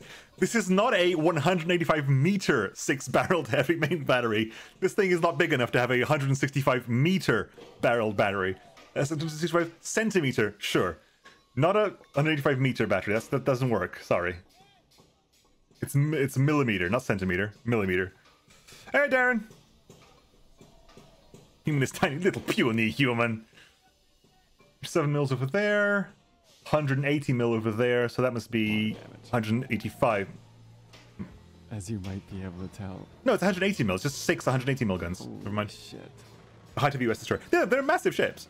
Holy shit. Those are big numbers, Darren. Holy crap. Those are massive numbers. 158 meter shells. Damn. 158 meter shells is like space-based stuff, you know? That's planet killers. Because that traveling at speed is death. So yeah, so basically I think, as far as I understand it, we're just having fun now. So northeast of there's a Tarkin to meet with us. That could be Uma, that could be anywhere else. We gotta refill first of all, so get some refilling done. We might head over to Uma. Hatusa over there is a communications place. We can go try that out. Alright, ready? Okay, let's head to Gerat. Fleet, take off our first mission. It'll take us 13 hours to get there because we slow. We super slow. The Sevastopol is not a fast ship. Even the Gustav was 80 centimeter caliber. Exactly, right? Who needs cyclone torpedoes? Exactly. The Exterminatus is one of those, is 150 millimeter shell. The Sevastopol has a speed of 90, whereas like the Lightning has a speed of 700. The Rook has a speed of 215. Damn, the Lightning is fast. Holy crap. The Skylark is 589. The Gladiator is 300. The Lightning is fast. That is properly named. That is a properly named ship. I'll give them that.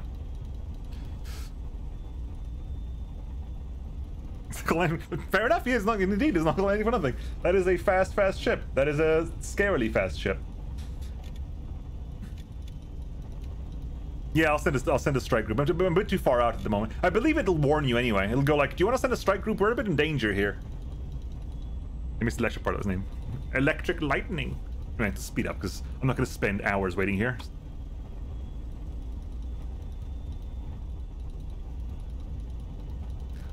Okay, question.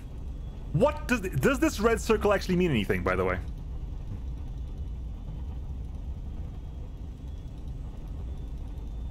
Yeah, fuel's expensive, so I'm not. Which is why I got enough fuel to hopefully get me to Uma eventually. So that's IR detection range. Have they got IR? Who are misses?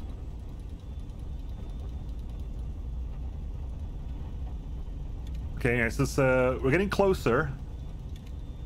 See, if you turn off the radar, they can't see us until we get closer range. So we can turn off the radar. At some point, you're going to say, "Excuse me, Tucker, sir, should we prefer a strike group?"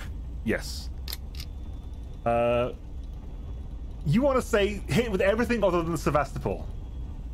Huh. So what you want me to do is hit them with everything that's sudden strike probability. There's a 96% possibility that we will not get detected.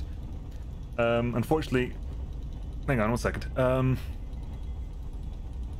Man, I'll do this myself, but we're paused anyway, right? Yes, we're paused. We're paused. So, for example, sudden strike probability. With my current fleet, there is a 0% chance we will manage to do sudden strike probability. Not happening. They will see us coming, and they'll have enough time to warn them before we get there. If we, however, put out the Lightning, for example, 99% chance. If they have long-range radar, that drops to 69. If they've got short-range radar, that's fine, because this thing is so fast that short-range radar will not be long enough to do that. If they have IR tracking, that drops to 67. If they've got everything combined, it doesn't make a difference. But you can emulate. You can say, okay, 99 usually, but let's assume, what happens if they have a long-range radar? That drops to 69. But I think the Lightning is so fast, the Lightning can outspeed short-range radar, which is good to know.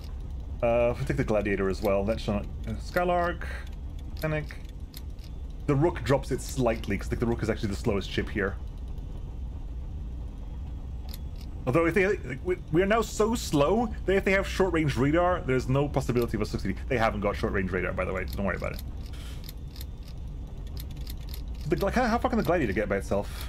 The Gladiator is not fast enough to outrun short-range radar or long-range radar. You have to have the Lightning to do a fully stealth run. I understand. Can we name ships? As far as I can tell, no. Sorry. The range of missiles and the radar tracking is 100 meters. Yeah, I've looked into this variant stuff. FAB stands for Fugasnaya Aviabomba, or High Explosive Bomb. Fair enough. AK stands for Artillery Complex. Yeah, I've looked. There are several videos on YouTube about different kinds of trackings, and I have watched them, so I have a vague idea of what's happening here for missiles. Again, I only have the K8. I only got the nukes at the moment, so yeah, I've only got the nukes. I have never actually tried using a Rook, so let's give that a shot.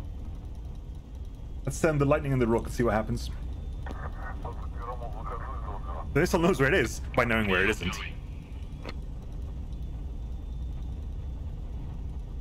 Right, here you go. So he's sending out our...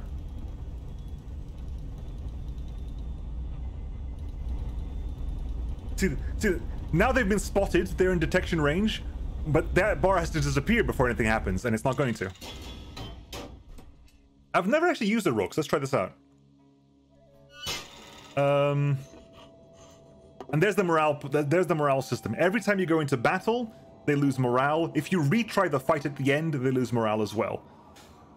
So what they've got are basically, they've got a slightly bigger rook. Looks like less bombs, but more fuel. Still only got one Sea-Wiz. Okay. Let's see how this rook works then. Morthan, have you not seen the missile knows where it is? Oh my god, that is amazing. If you haven't seen it, just go to YouTube and just look for the missile knows where it is. It is a brain melting video. Right, anyway, you don't need that at all. How does this work then? Your ship carries a bomb payload, and there are several ground-based targets. Approach the targets, then press and hold middle mouse button to initiate a bombing run.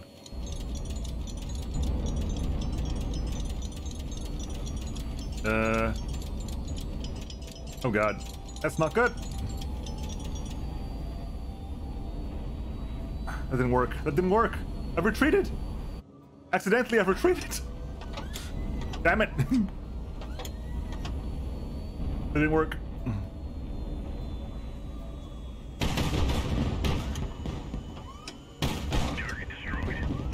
Okay. I was going too fast there. That bomb arc was crazy.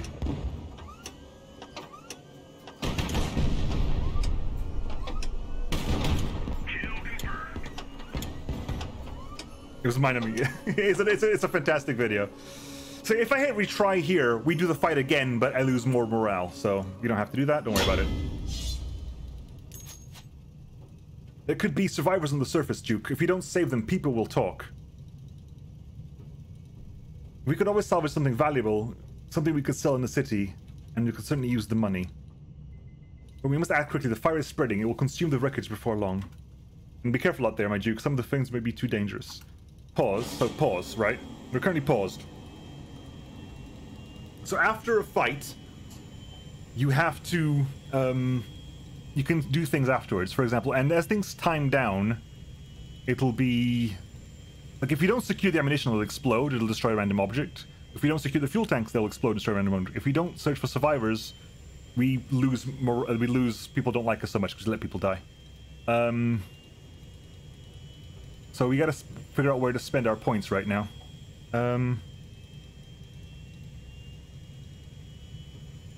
Let's secure that's the one that's timing out the quickest, I think, so let's secure the ammunition. Let's just stop it from exploding. Apparently we're...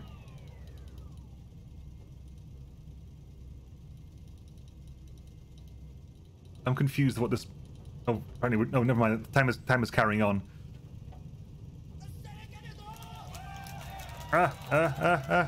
Finish that. I want to get the... I want to get the... I want to get the weapons. 11 people died, so we lost some kindness. But we secured some fuel. We secured the weapon that's worth 3,000. We're currently refueling a bunch, and the fleet is coming in as well. Reports indicate unknown Gerati Tarkan in area north of City Dorut. You are ordered to increase security patrols for operations in the area. This is what we got from their captain's area. Unknown Gerati Tarkan in area north of City of Dorut. That's not us. So there's a Tarkan north of, maybe in Uruk, possibly. Anyway, let's let the fleet arrive.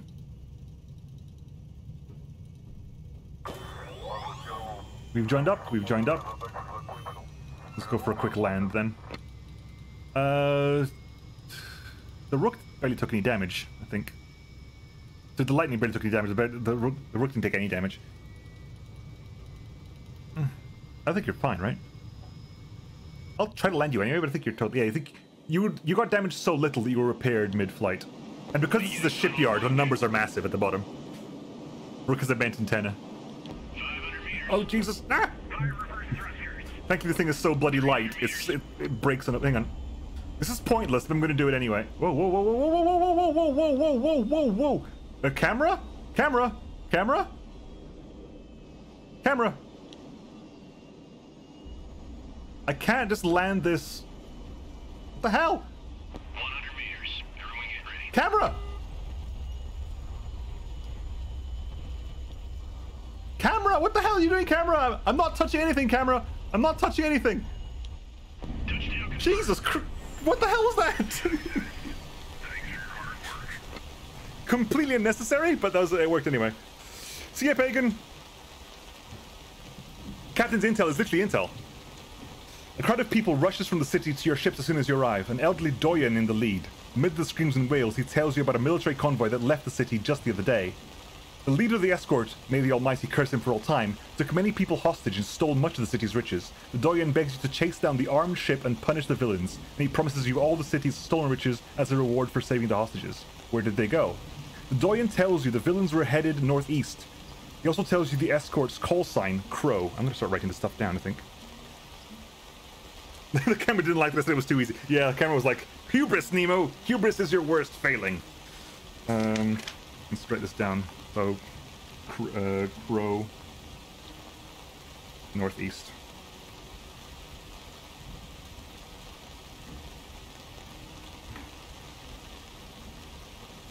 Right.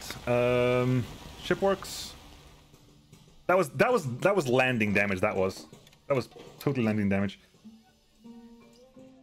It'll be immediately repaired. I think it's so fast. What have we got in here? We got a weapon system, so we can sell that weapon system for 3,000 if we so wish. Have they got anything to sell to us that I particularly want? Not really. Not as such. They haven't got any weapons. They've got some engines and so forth. They got more evac stuff, but other than that, just sell that. Cool. And supplies. Not going to buy fuel here. I've got enough to get to, just about to get to as well. But I'm going to go, I'm heading to Nimrod. I need to find this stuff as well. Any ammo here? Why do I have 100?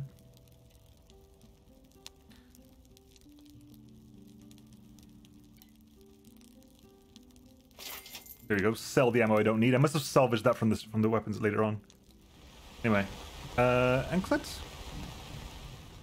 Right, so we're currently refueling a little bit. Northeast of we know there's Group Crow is nothing northeast of Repairing is 0.1 of an hour. Repairs are completed. I'll belay the order. Fine, repairs are done. Yeah, go. A radio signal. A radio signal. Low band.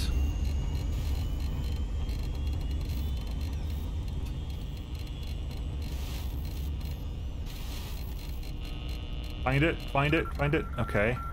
I'm gonna guess northeast.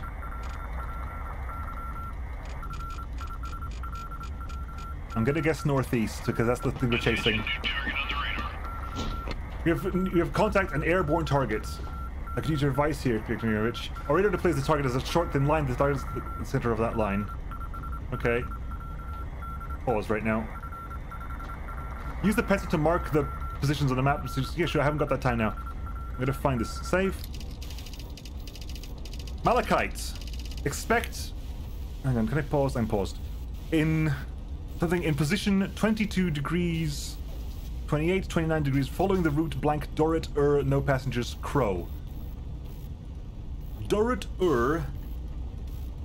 no passengers Crow. They went northeast, so because Crow is the thing we're looking for. Expect in blank in position 20 again, 22. Hang on.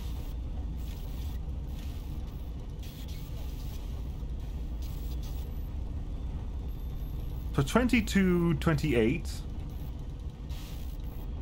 It's there. 29, 20.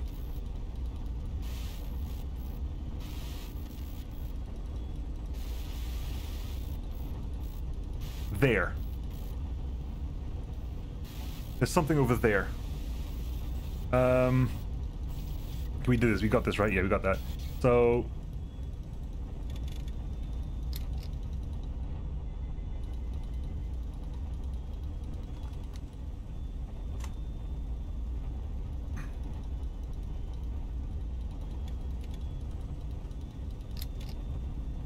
You haven't got the capacity. You haven't got the. If you take the Skylark with you, it increases your range a little bit. Okay, we gotta get a little bit closer.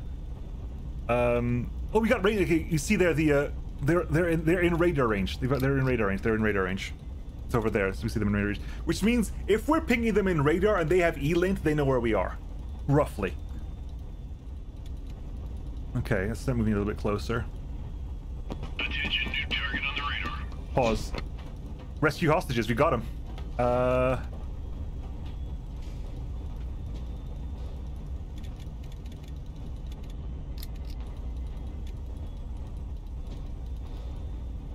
Hang on, that's what's out of is this hang on. See, there are two circles. Hang on, let's turn off the radar for a split second. There are two circles here. Is the first circle the line of no return? Is that what this is here? Line of no return, like run out of fuel, and if you're within the first circle, you can get back to where you started. In any case, it's half fuel and full fuel, which feels weird because this looks like it is 380, but that's over 800. 380 should be under 800 if you double it. Okay, so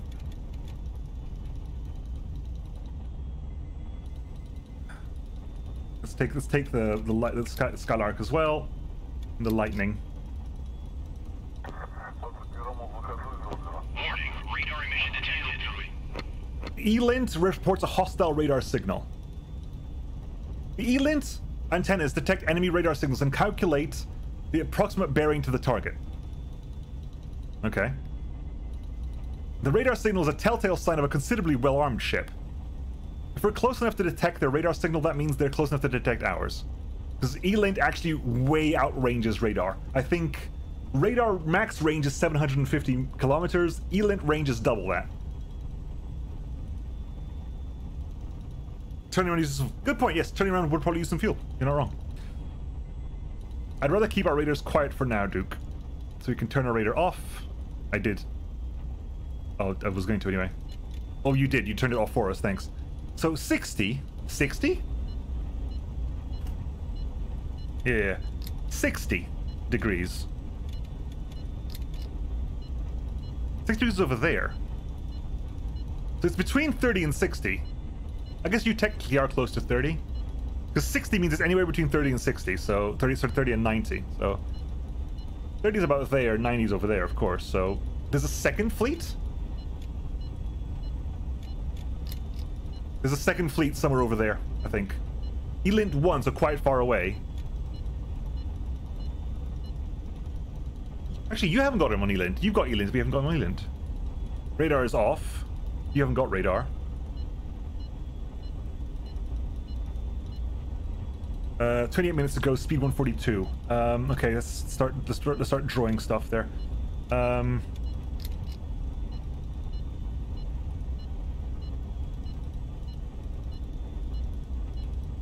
Right, got you. Turn.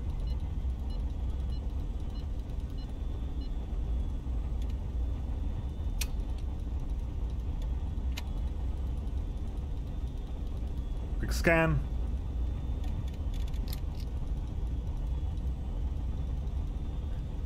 It's moving down this way now.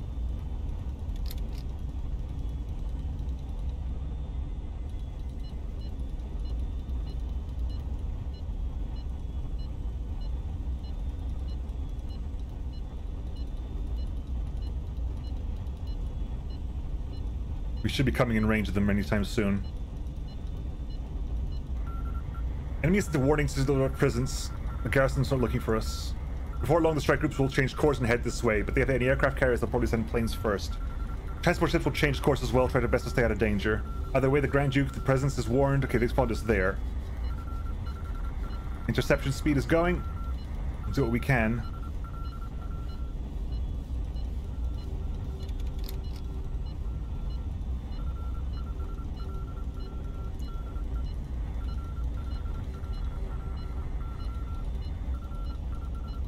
Well, we're catching up to them at least. What are we dealing with here? The prize ship, so don't hit the prize ship. One of the ships is a transport ship, and we can destroy all the other ships and keep this one intact, she'll surrender. So don't destroy the prize ship. What do we have here? We have a Talos, which has two 100 mm guns, and a Meteor that has two 57mm guns. I don't see any missiles, though you have flare launchers and a fire suppression system.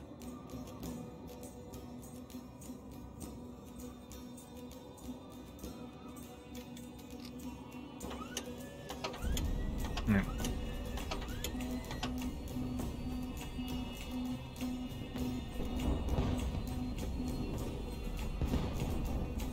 You got weapons? You're a prize ship. Stop having weapons.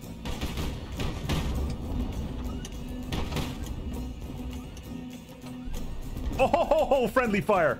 Thank you, buddy. Appreciate that.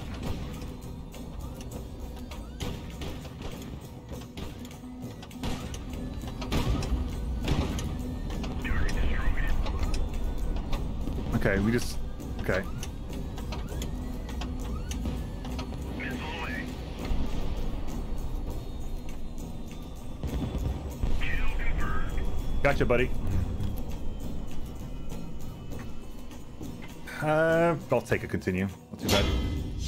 No honor, though, I don't think. The hostages shower you with gratitude and praise. The Dorian was telling the truth. The ship's hold is full of precious cargo. This convoy must have robbed many cities along the way. Plus 10,000 gold. Nice, okay. Gerat, real +2. Good. Dismantle. Okay, hang on. So we got... Okay. Search for survivors, real quick.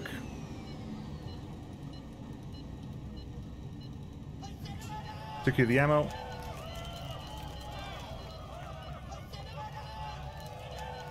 Dismantle the weapon. Okay. Riot danger. Elint 3. Oh god, we got a lot of people. Elint 3, they are so close to us right now. Elint danger? Jesus. Pause. Where's our fuel? Where's our fuel capacity is low. Damn. I can't even get to Uma.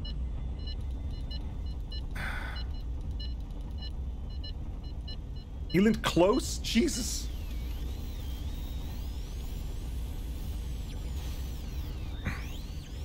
Let's find you. The 50 to 50.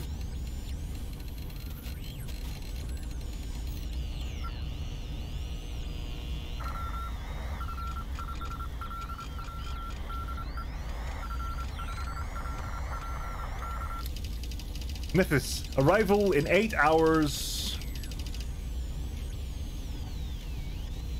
in Yori, Uruk Yori Yazid. Uruk. Go to the route Uruk Yori Yazid. No passengers require an arrival. Cable 90. We can supply Nomad. Uruk Yori Yazid. So something's heading that way. Riot danger. Why is riot danger, by the way? Is that because you have super low morale? We got super low morale on the caster. Of course we do, because you're a captured ship. Where's your fuel capacity? This ship has more fuel capacity than anything else does.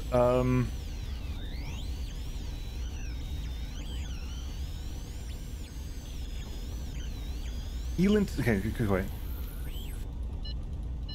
Elint danger 60. I want you to get back together again. That's the big point. I want you guys to get back together again. Elint 60?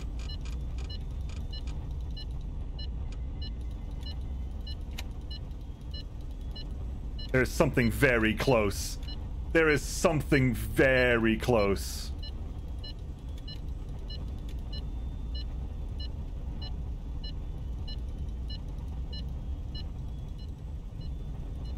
No, go that way.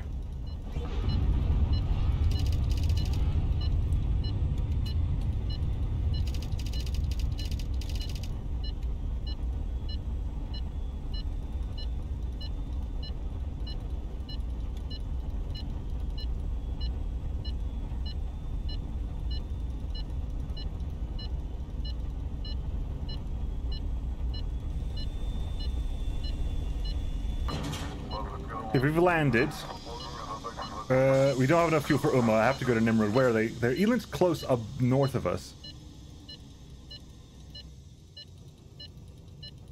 Contact.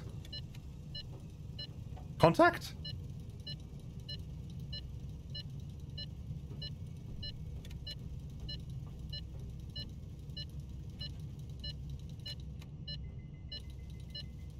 Contact just north of us.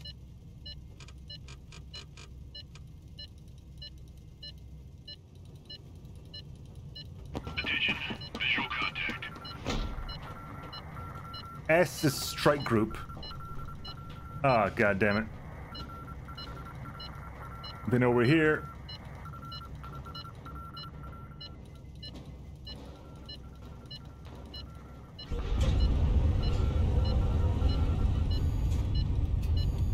We're getting the hell out of Dodge. Thermal signature detected. IRST reports heat target. The infrared search and track system detects and calculates the bearing of all heat sources. It excels in detecting airborne and grounded ships alike. The RST has a much smaller detection range compared to our infrared radar array, and is completely undetectable by the enemy. The signal isn't strong enough to aim the system and control the knob. Then you'll see it there. Okay.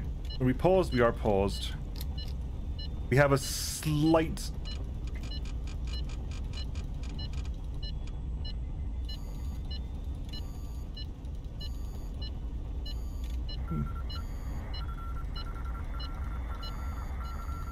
This is fun. We got some stuff to work with. Hey, Caleb. Okay, what do you got here? What are we working with? This transport ship has no armed escort. She will surrender without a fight. We got 2 transport ships at once? Okay, I'll take that. Thank you very much. That's fantastic. Sure. I'll take that. Let's start with a Sevastopol in combat, because we'll immediately start a fight. I'll take that. Oh my god. Whew. Cell captured ships. 9,000. A total cost of about that much. Dismantle the gun first, if you can. Secure the crew. We got a gold elephant for a gift. Secure the ammunition. Ammo is safe. Okay, let's try to land some ships here. I actually need to land some ships, don't I? Can I land some ships, like, personally, or is that a problem? Ship works. We need to land the lightning. The lightning's like a hell of a beating. Can we repair you entirely? We cannot repair you entirely. Really? Oh dear. That's an inconvenience. Okay, the lightning's currently having issues. It can't land with only 1 foot. And... you took a bit of damage there. We can repair that, it's not a problem. That's fine. And we'll repair what we can of you. 2.5 hours. We literally can't land you. If you land you, you'll take more damage. You can land this place? Okay, we can try. Put her in the docks then. High reverse thrusters. Oh my god, she's spinning so hard. Beginning final approach. She is spinning so hard. Let's go for the 350 again, shall we? Oh my god. This is gonna be tough. 500 meters. Why are you doing this to me, camera? It was bad enough the first time. Please don't do this to me again. Why, camera? Why are you doing this to me?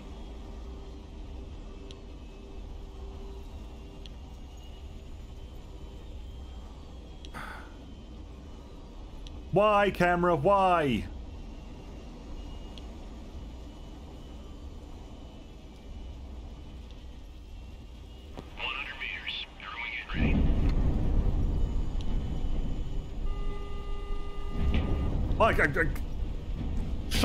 Shockingly, I managed to crash that because the camera's screwing up. On the landing. Cancel landing. Don't even bother with the landing. Don't even bother with the bloody landing. High reverse thrusters. I'm gonna try again. No, just no messing around here. Just, I'm literally operating off the altimeter and my speed. 500 meters. I care about nothing else right now. 300 meters. I care about the altimeter and my speed.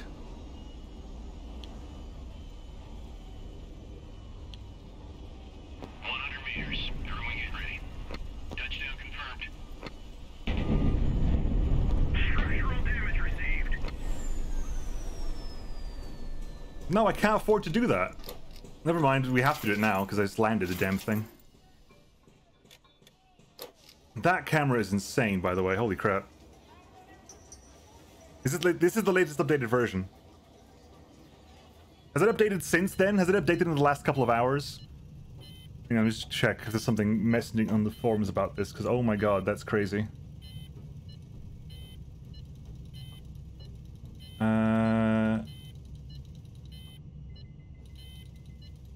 Space to pause. Well, repair as work done as we can.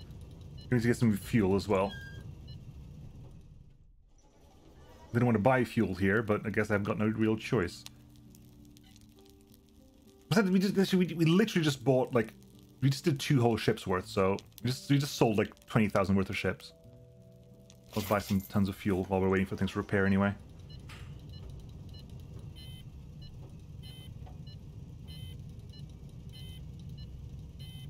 Elite is still on 2. It's still 60 degrees of me. What am I tracking here?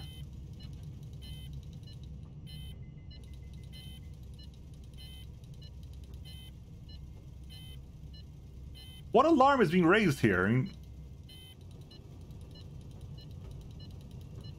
we got 6% fuel.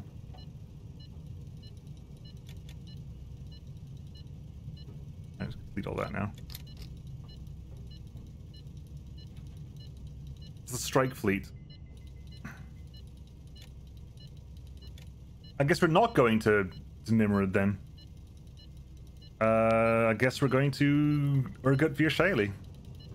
Look at it, let's go to Issa.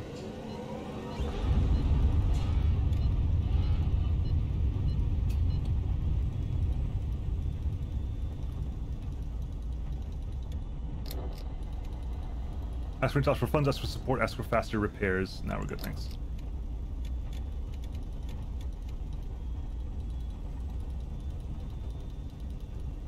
Elint 1, they have no idea where you are. Elint 1 you are beyond their radar range. Elint range is double the range of radar because radar has to go back. Which is why Elint range is 1,500 kilometers, whereas radar range is 750. That's how I understand it is anyway. Could it be a key binding issue? If it is, we're in trouble because there is no key binding in this game.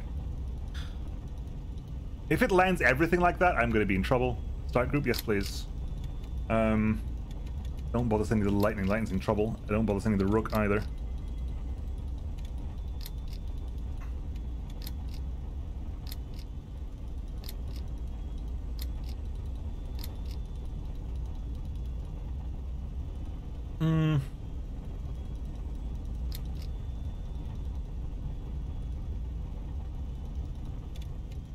We can try the rook again then. We'll try the rook once again, see what happens.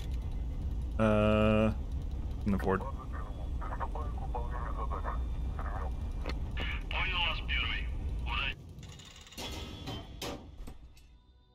Is there a keybind config? I'll have to have a look afterwards. But they have a courageous and a slog. So let's try this again.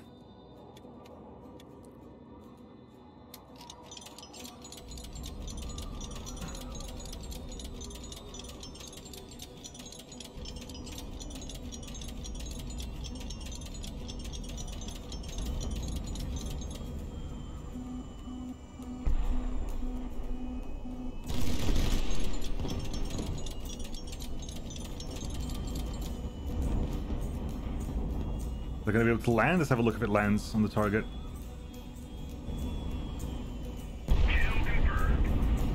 I'll take that. I'll definitely take that. Right on the bonds. Right on the bonds.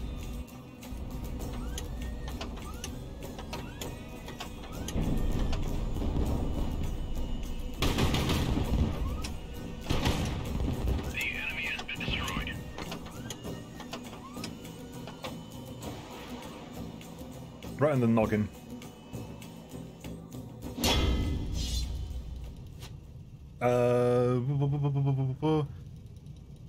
Dismantle the bomb before it explodes. Dismantle that, that's worth money. Secure the food tanks. Secure the radio room for potential cipher stuff, which is irrelevant at the moment. Wait for this to arrive as well.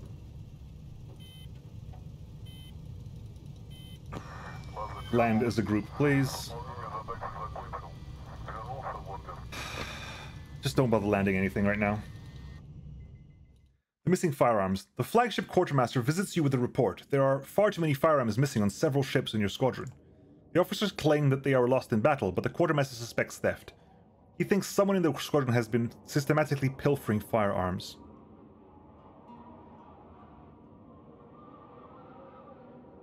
Yeah, no, I like going through ciphers. It's not really a problem. So five-letter words is either speed or going. But I like messing around with ciphers. I was thinking about doing on stream doing Sid Meier's covert action as well, because I'd like to play around with that as well. Yeah. Your officers know no gratitude. Everyone's busy enough as it is. An internal investigation would be an unwanted distraction. Morale +1. Yay. Right. Shipworks. Can we repair? Okay, you've got some stuff there we can work with. You can get we managed to get your ammo back, so we can replenish your ammo. We can land you if we have to. You need to be a couple of repairs there.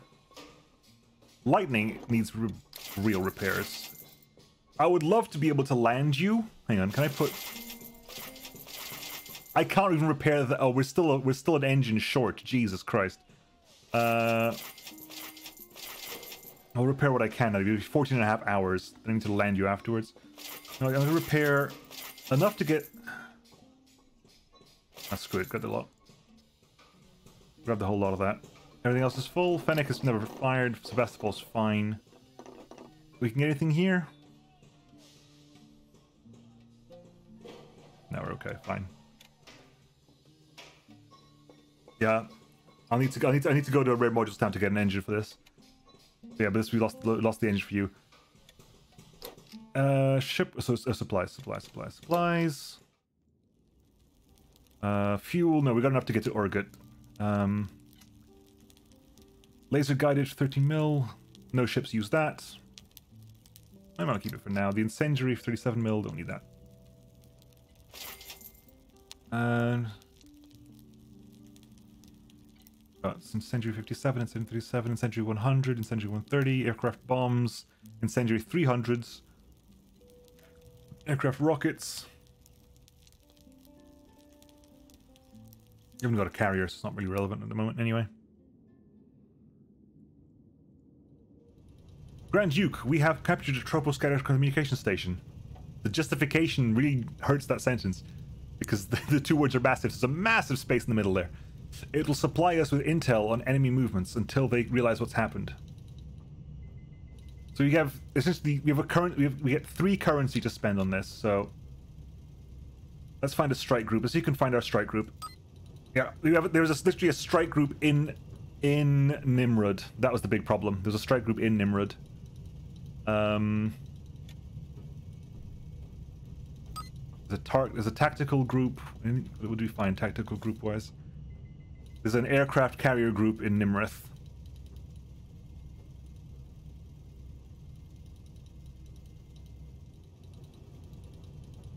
It's a choke point. It is a choke point. They are looking like they're gonna head to Dorut though.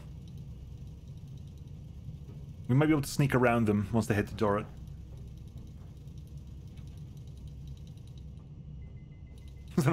You're not wrong.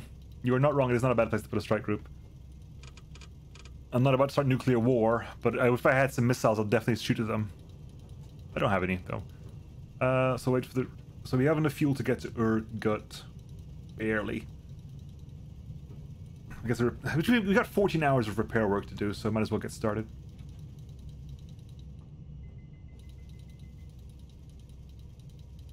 Because it goes to Orgut, refill there, go to Yori.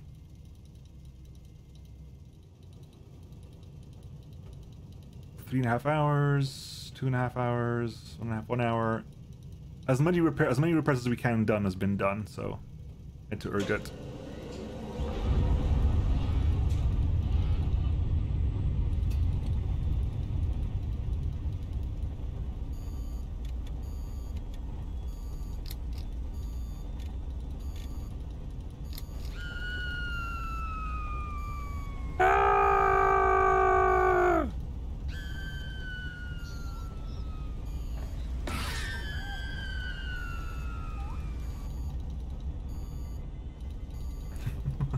I can't help it either. I think if I take out the rook, we just have a guaranteed success.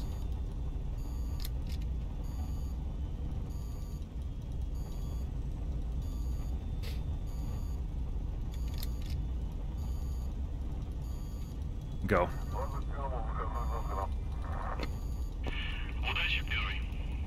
Make a move, make a move, make a move.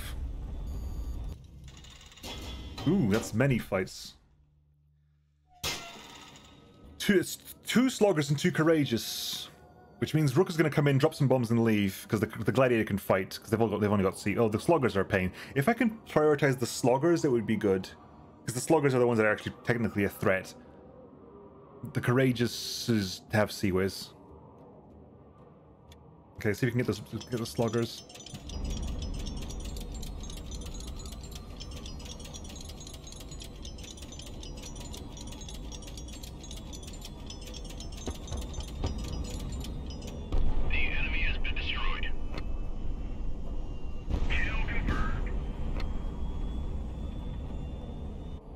Okay, we killed something at least. We killed 2 ships.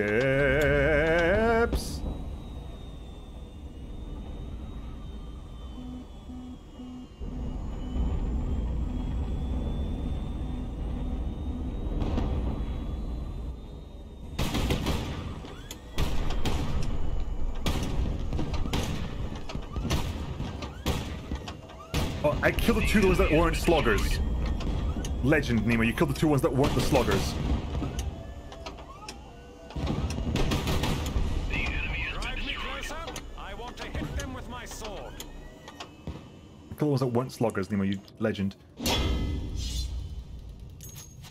Okay, it's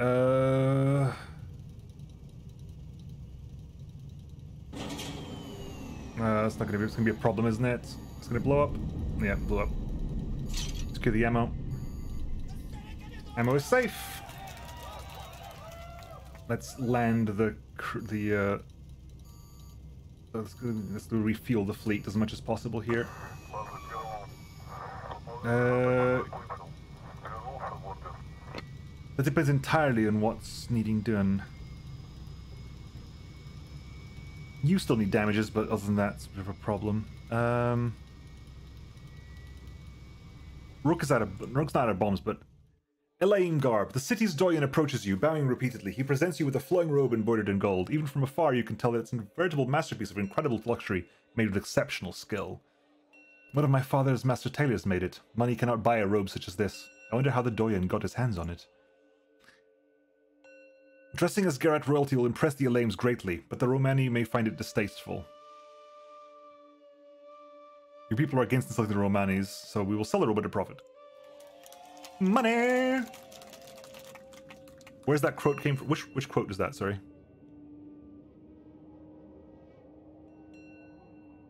From the thing. I believe that's a Dawn of War quote.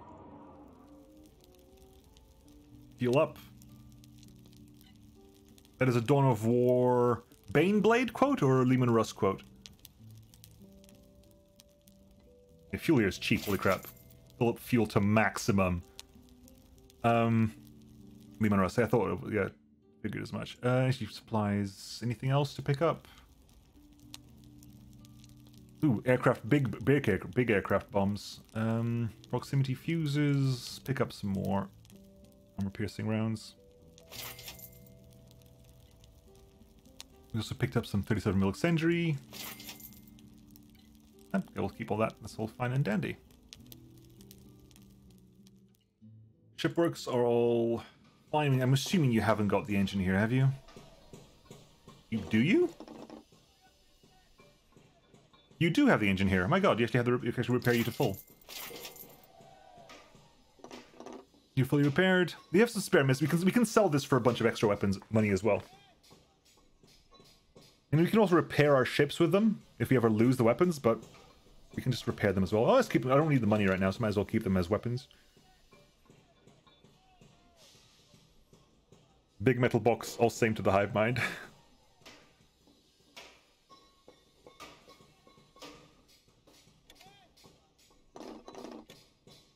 Right. 1.1 now is fine, because it's gonna take us longer to have to refuel anyway, so... we're at least on 2% fuel, so... I'll start refueling. What was that? Oh, the refueling alarm. I was like, what the hell? Okay.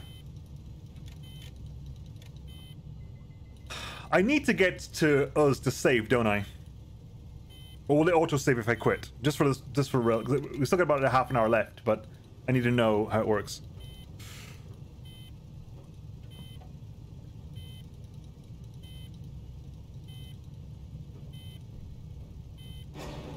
You can use the ground radar and go off track if you can find hidden. Really? So what's the what's the point of a city like us then? Why is that important?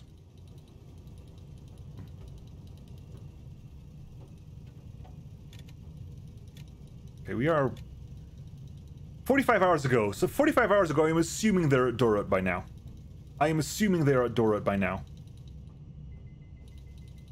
You can loot at Oz or any save locations at any point in the place. Ah, okay, right. So that's basically... Okay, I see. I understand. So, Oz is like a rollback point at some point, then. I will always have that save. No matter what happens. It's a rollback point to... In the future, I can go back to being at Oz. Ah, cool. We spent too much time here. Soon, yeah, okay, fair enough. Sorry, my bad. We will leave. We will leave. I do actually want to go to Nimrod, though. That is something I want to do. We'll go via Yori.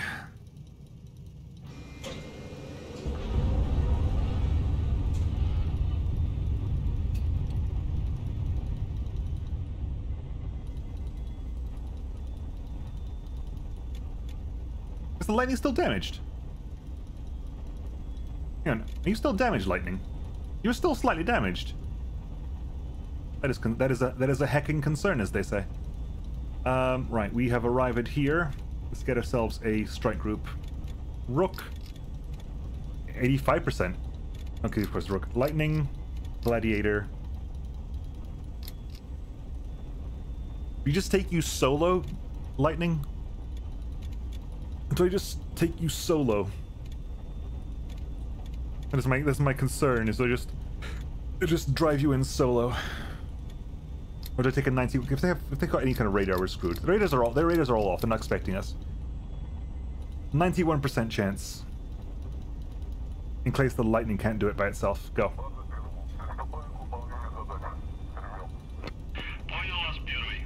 We've got one, buddy. Don't worry about it. Ooh, radio signal. High beam.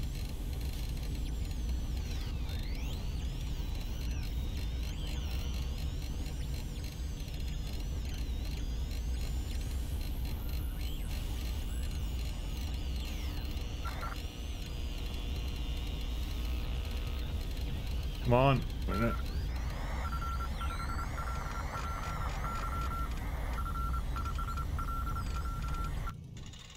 Oh, the fight's happening first. Never mind. Attack most vulnerable sites. Blow up generators. Okay, I can't really aim, folks. These fights go on too quickly. I'm not really aiming a lot of the time. I'll be honest with you. But sure. A couple of sloggers. The lightning probably could have done it by itself. I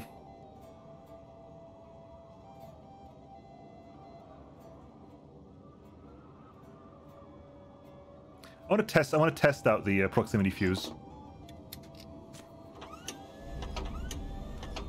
Yeah, you can swap with it. I want to try the proximity fuses.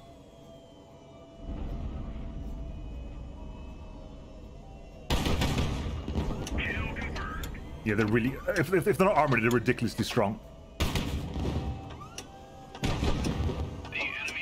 If they're not armored, they're ridiculously strong. Holy crap. Continue. Thank you very much. Why are you damaged, Lightning? I'm concerned about that. Lightning level 2! Ever ready. The ship enters combat with guns fully loaded. Veteran medic reduces casualties by 30%. Veteran engineer increases... Veteran medic, ready and waiting, and veteran mechanic. Different things, I think. Cruising range increased by 30%. Ever ready. Go for the fuel tanks. Cruel protection, real quick. Scrivens. Survivors. Hit the weapon. Go for a landing as well. Big sippy, big sippy. Okay. Get you landed as well. Hopefully, for the love of God, please.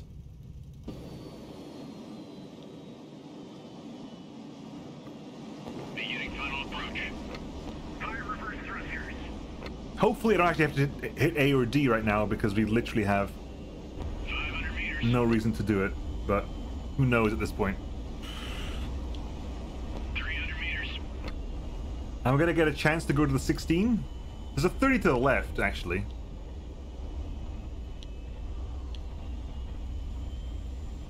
Okay, so far it's not screwed me over. There's a 30 all the way to the left. We can get our hands over there.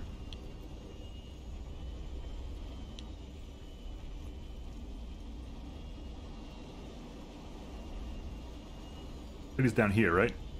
10, 30. 100 meters. Everyone get ready.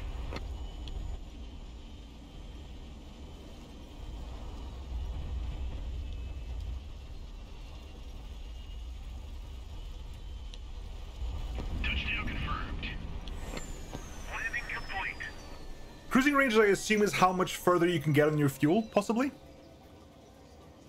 Once the ship has landed, the city's entire population comes to greet you. The people are shouting, bearing gifts. They clearly resent the Lord Governor's rule. A messenger from the Doyen arrived. He says that the Doyen wishes to speak with me. Leaving our ships could be risky, Grand Duke. The people will take offense if you refuse. We will pay the Doyen a visit. What they told you was true. The Doyen was indeed a feeble old man. When you arrive, you find him in bed in a dark room lit only with the fireplace. He does not waste any time on words of welcome. The Doyen says that he is about to die, but the Almighty has not graced him with any children. He therefore wishes to leave his greatest treasure to you. What manner of treasure? A man by the Doyen's bedside presents you with a small box. What is this, Pyotr Ignatievich? Behold, my servant shall deal prudently. He shall be exalted and extolled, and be very high. As many were astonished at thee, his visage was so marred more than any man, and his form more than the sons of men. I'm passing out, apparently. So shall he sprinkle many nations. The kings shut their mouths at him, for that which had not been told him shall they see, and that which they had not heard shall they consider. The Book of Isaiah. Oh, you've never seen one before? It's a coda, Duke. Coda is a fragment of the Book of St. Lin, the only sacred book that survived the calamity. Most codas have been lost. The ancient families and dynasties of Elat guard and treasure their surviving codas. Yeah, the prize ships happen a lot. We've captured some already. Are you sure it's not a fake? I'm no expert, but I've heard that the Gerati codas are genuine. They say that Gerati codas contain a prophecy of the savior of the world. But unfortunately, all attempts to translate them have failed. My servant shall triumph, he shall arise, he shall ascend. That's not what's written there, dude. He shall take his place in high. Grand Duke, sir, did you read it? But how? Look for yourself, the writing's as clear as day. Piotr throws a confused glance at the scrap of paper in your hands. I don't understand. How can you read this? What does it say, Duke? It's about some servant or other. There's more. My servant shall triumph. He hath been... That's not what this says! Disfigured? He shall astound many a nation. The Doyen suddenly cries out. That's right! It's all true! The old man's shout fades into a wheeze. My servant shall triumph! My servant shall triumph! The Doyen begins to gasp, cough from excitement, his eyes open wide. The old man's family runs to his side. We're asked to leave. Everyone is stunned by this event, as are we. How did you read the coda, Duke? My family, the Sayadi, has preserved the knowledge of this language. I am impressed, Duke. Your father's dynasty is truly the greatest bloodline in all of Elat. Bravo, Duke. You have made quite the impression on the locals.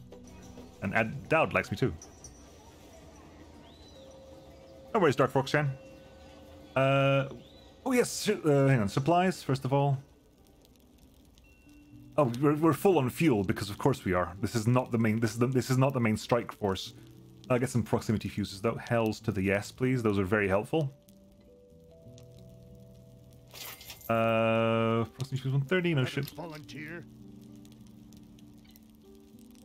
TNT Harry, thank you for the follow, much appreciated. Have a good sleep. We killed that man by reading to him. Pretty much is what happened there. Okay, so can we repair you at all? Because you were still down as requiring repairs, and I don't know why that was. You seem to be fine. Right, you can sell them a lot. Let's buy. You can buy a. Okay, let's buy a bunch of stuff. Let's buy a bunch of missiles. Let's buy anti-radiation missiles. Let's buy anti-air missiles. Let's buy big missiles as well. And do you have any bombs to pick up? No, no. Oh, we've got some bombs as well.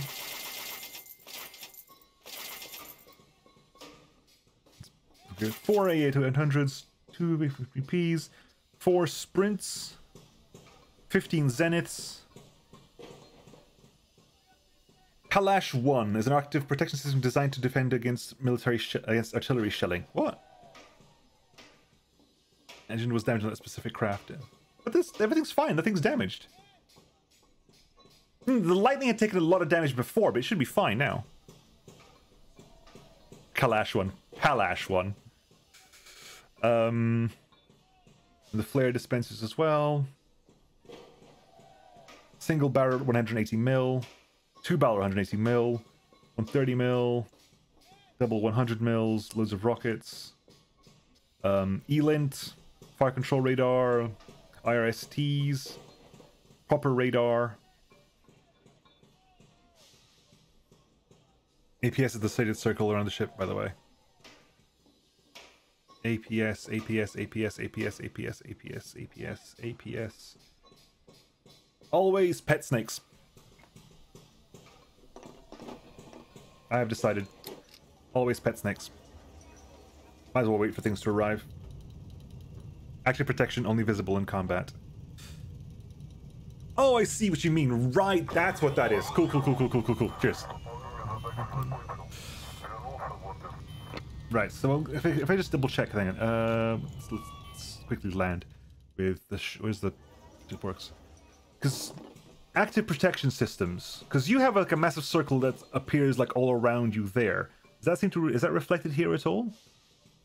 You have flares there, which I guess are probably the problem. Yeah, that's not the problem, but that's kind of the thing, maybe. No one needs repairs, right? Lightning, can you take missiles? Lightning can take missiles. Repair the zeniths.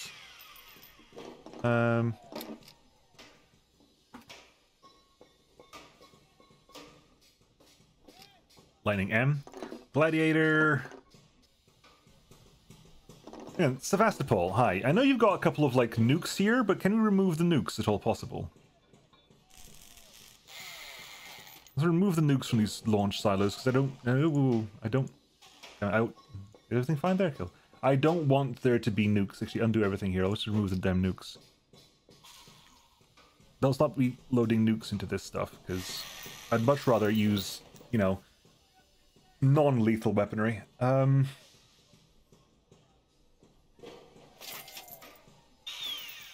you go.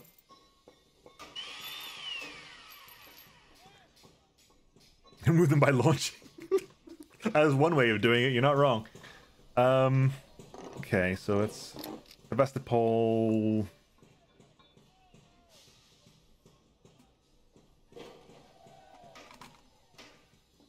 Harm Vastopol. because those are anti-radiation missiles. Gladiator, the Rook. Rook needs to reload his bombs.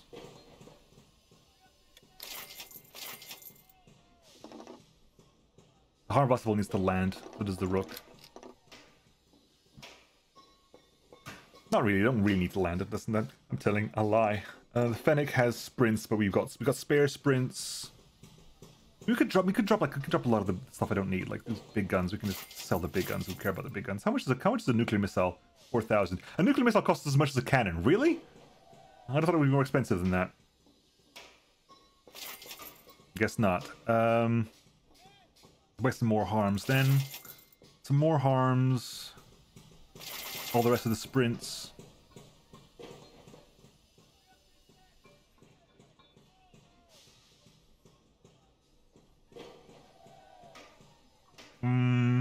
The remaining bombs.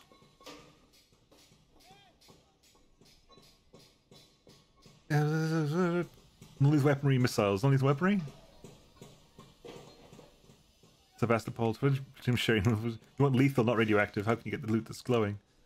It means you can change ships. Change the loadout. Yeah, but it means like all ships are the same loadout, I guess. Ah, screw it. Hang on. Let's do this. Let's see what we can get away with. It's fine, right? Yeah. Can I change the name of the ship at all? Oh, I can! Okay, it's just here. Okay. Is that changing the name of the ship, or is that changing the name of the class? Oh, I guess I can change the name of the ship. Intriguing. Glow! The beautiful glow! I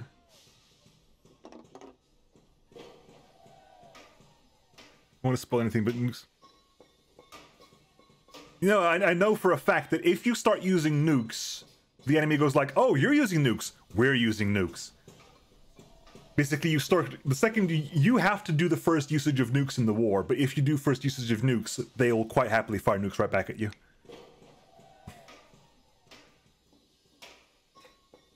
They're considerate, rebels. They wait for you to employ the first usage of nukes.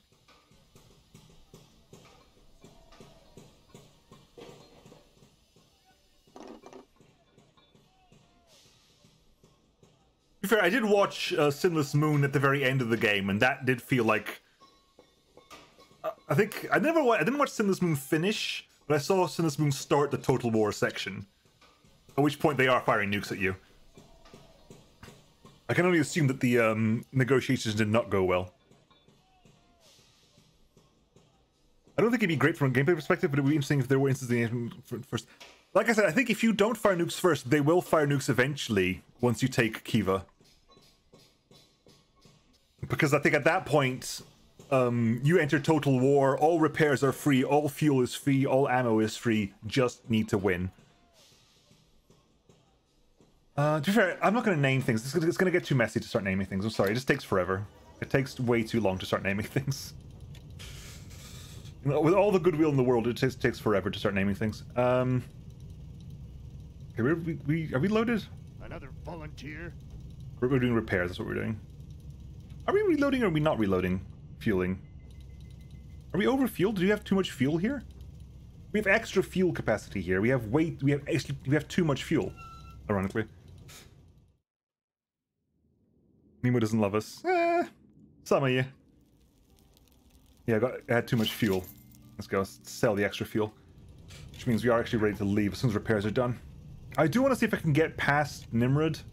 Let's get at least to Nimrod by the end of the episode, hopefully. Episode stream, you know what I mean. Alright. We have a couple of harms we can use now, so... Precious reinforcements. I can buy a ship over here, can't I? We're gonna have to fly over it anyway.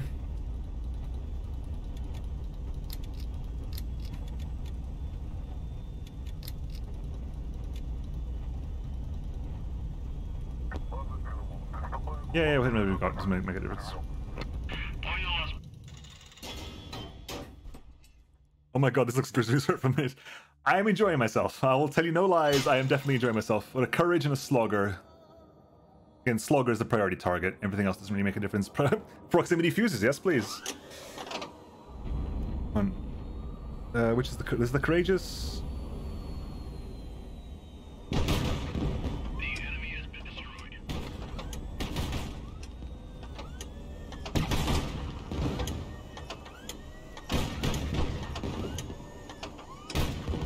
Kill confirmed. Against, I don't know. That must be a bug because the lightning is not taking any damage at all. Okay, we're landing. We're pausing, right? Everything's paused. So what's the timing issue here? The ammunition needs to get secured. Secure the ammunition. Secure the fuel tanks. Grab the weapon.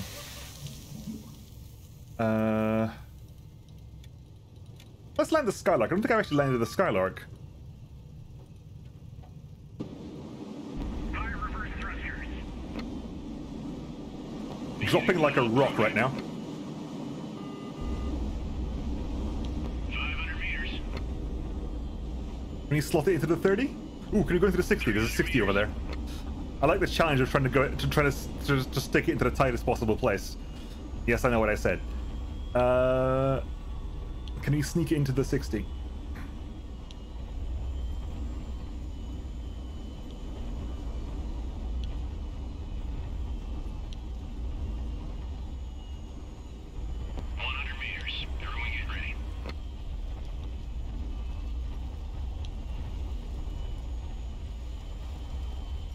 There was no reason for this other than just... There's a Tarkin here as well. There are mercenaries here, not necessarily a Tarkin. There are mercenaries. Oh, there's a Tarkin here. You're correct. There's a Tarkin here. With a Paladin Mark II. I stand corrected. I do apologize. Fearsome heavy attacker vat. So we could buy a Fearsome that has two 180mm guns and a bunch of flares. We could buy another Skylark. You can also buy a second Fennec as well, because we have a Fennec already, which means we have more. Actually, I'm not opposed to buying a secondary Fennec. Let's go talk to Tarkin, though. Who are you, Tarkin? Before you can approach the ship, you hear a guard's loud voice tailing you to stop. An armed man on the aft deck is watching you. He gestures you to stay back. For the moment you take another step forward, the ship fires a warning shot. The projectile whizzes and sizzles as it soars into the heavens. Have they lost their minds? Do they know who's standing before them? Let's give them a couple of warning shots, Piotr Ignatievich. You fire at me, I fire right back at you. One of your guards aims at the sky and fires two deafening high-caliber shots. Ears are ringing, but the guards of the ship are still gesturing you to stay put. We'll stay here and wait then, fine. A man disembarks from his ship and walks towards you. His uniform and insignia are not familiar to you. He acknowledges you with a polite bow as he approaches. You never expected to be graced by your presence, Grand Duke. I must apologize for my men. Yitzhak Ra. I have no idea who you are, but I will greet you in the name of the Empire. You're a very proud Romani. That works very well for us. Truly it is so. Morale +2, because I like that as well. We are at war with Kiva, Tarkin. Perhaps we can be allies. You have my full attention. Speak your mind. So you're a very proud Romani, so that knows it work. So... See, do you like to... Romani +1? You like Romani? Good, we're one level there. Good speech, +1. Nice. Again, I asked this before, but I wasn't sure. When it says said -1, what does that mean? For the people who know how the system works. If you're a very proud Romani, you'll also be... Yeah, the gifts you loot are relevant here. War with Kiva while is necessary? Your words elicit no reaction, that's fine. A gold elephant? You despise wealth, so you did not like that. Okay.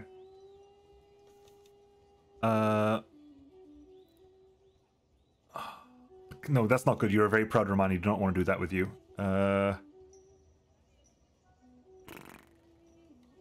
Your deep sense of respect for the Tarkan. Afraid of me. We're back neutral, damn. Of the fact that this is no time for philanthropy. Gift this? Indifference, great. The great destiny of the Romanian Empire? No reaction. -2 effect, okay. What was the people, how you wish to help them? reaction as well. Yeah. Importance of faith in times of trouble. You're an unbeliever. Well, you're not gonna like us, are you?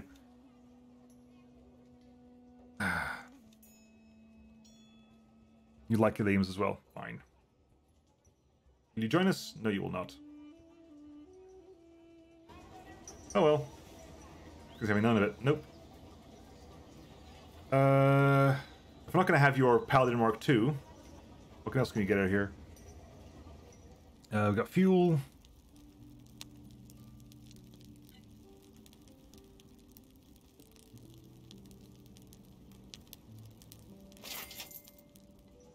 Nice.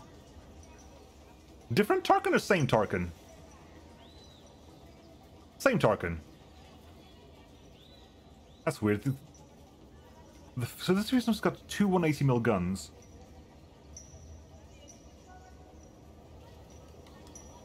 Second Fennec is what I was thinking.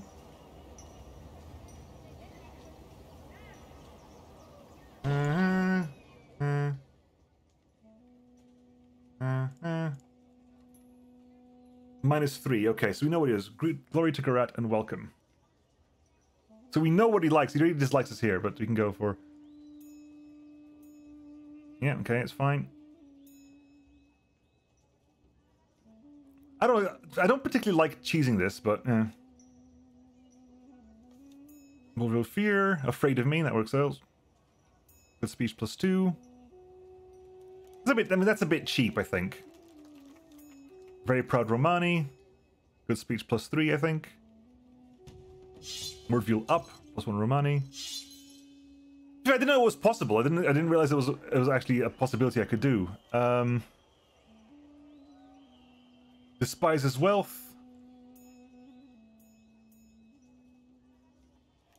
Good speech +4. Okay, so we got as high as possible off you.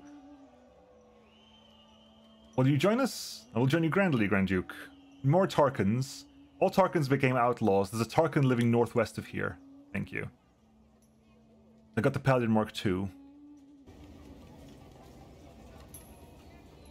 What cheese? Did I see this guy before in my life? We'll grab a Fennec as well then.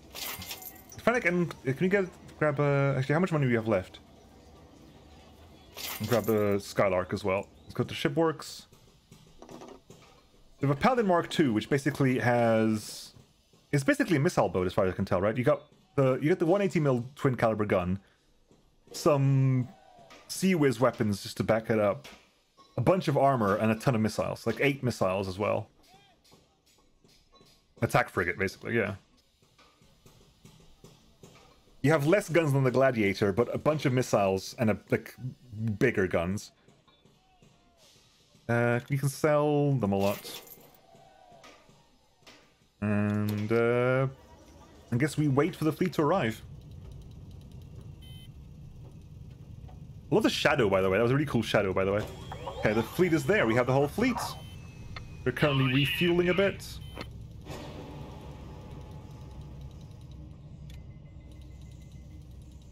Now, we know for a fact at some point it was there, but is it still there?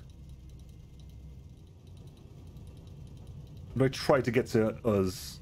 So I need to end the stream at some point soon. So as you can get to us first. So if I turn on, okay, turn off sector search. Give me a quick spread. We're in the clear. Turn on ground scanning. Turn on radar. Head to us.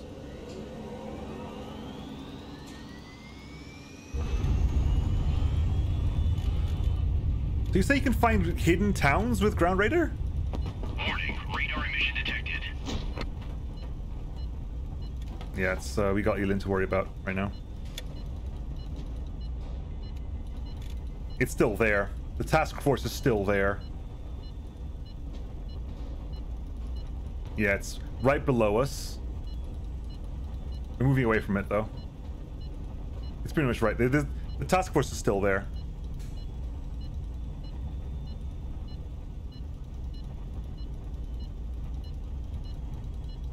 They don't see me anymore. They don't know I'm here. Although I need to send a fleet forward. Lightning Gladiator. Paladin? 97. Let's get it.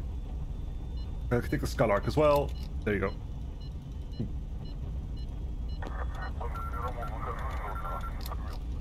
Field dummy.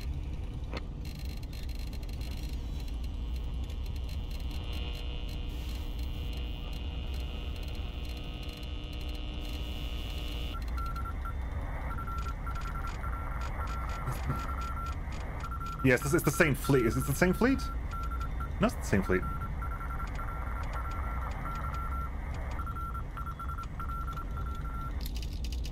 Nephthys, expect in less blank something and blank 99 heading north Kaz. Kavkaz? Kavkaz is the group. Expect in less something and something 90 now heading Kavkaz. Kavkaz is the group. They're sending two Nephthys from Kavkaz. So I'm not sure. Kavkaz is over here. I forgot the name of that group, damn. I should remember the name of that group. How are we close to be there? A couple hours away still. Heading north. No idea, not a clue.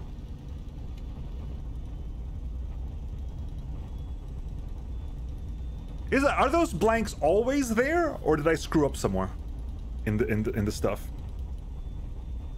The top and the bottom ones are call signs. I think it's who they're sending it to and who it's coming from. Right. Yeah, we got him everything got, it's fine. Bam. Right, so you have here Nimrod, which is a proper threat. It's basically the smaller version of the Paladin.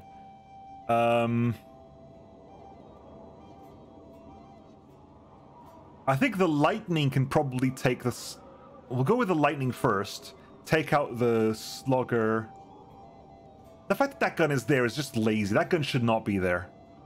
I know it's kind of nice and stuff, but the fact that it's blocking that name, it's irrelevant. It's just a name, but it's still a bit. That gun shouldn't be there. That gun could be there. Just move it down by about like 30 degrees.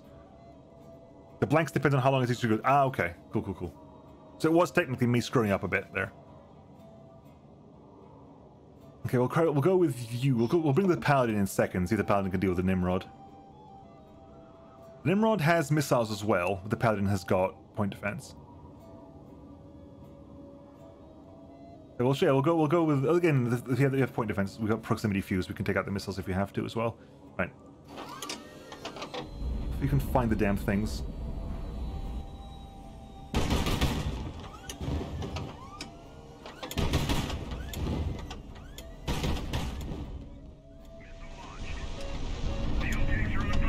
They hit me?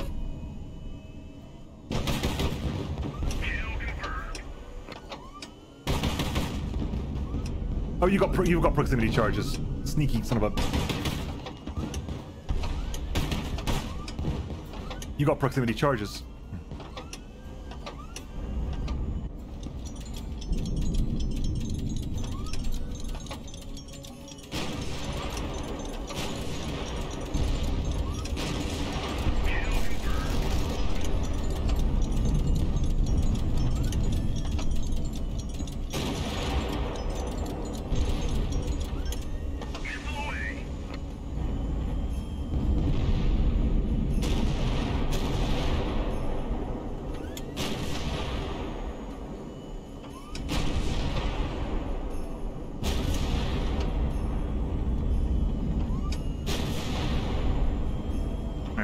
Reload. It takes a while to reload.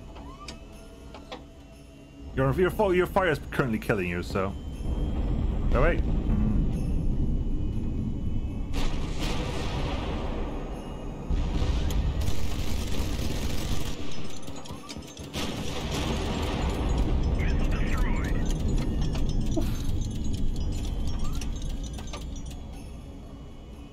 I could try that again. I would lose morale for doing so, but I could try that again. I don't think I particularly have to. I don't think the lightning got shot up too badly. Or knows. Everything's got plenty of time. That's not expensive. Give me some crew protection real quick. Captain's cabin search. Tarkin ships south of the city of Uz use caution when navigating the air. Okay, cool.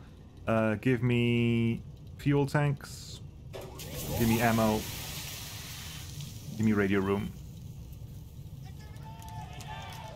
Alright, everyone arrive. Land. Lightning took a bit of damage, and Paladin took a bit of damage as well, so we'll land these two.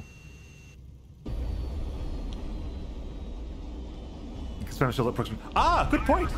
Had my critique, that is true. You can sell. Good. Yeah, I could see that.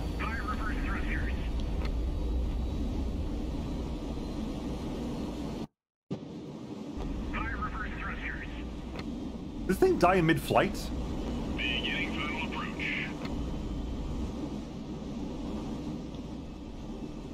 500 meters. I got the feeling that the lightning died mid-flight, because I switched immediately to doing the. There's a 60 something over there. Will a Sea Whiz trigger the proximity though, or is it too small? Oh, it's small. That's 68. Yep, that's what we want to put in there. Is 37 mil too small to trigger the proximity shots?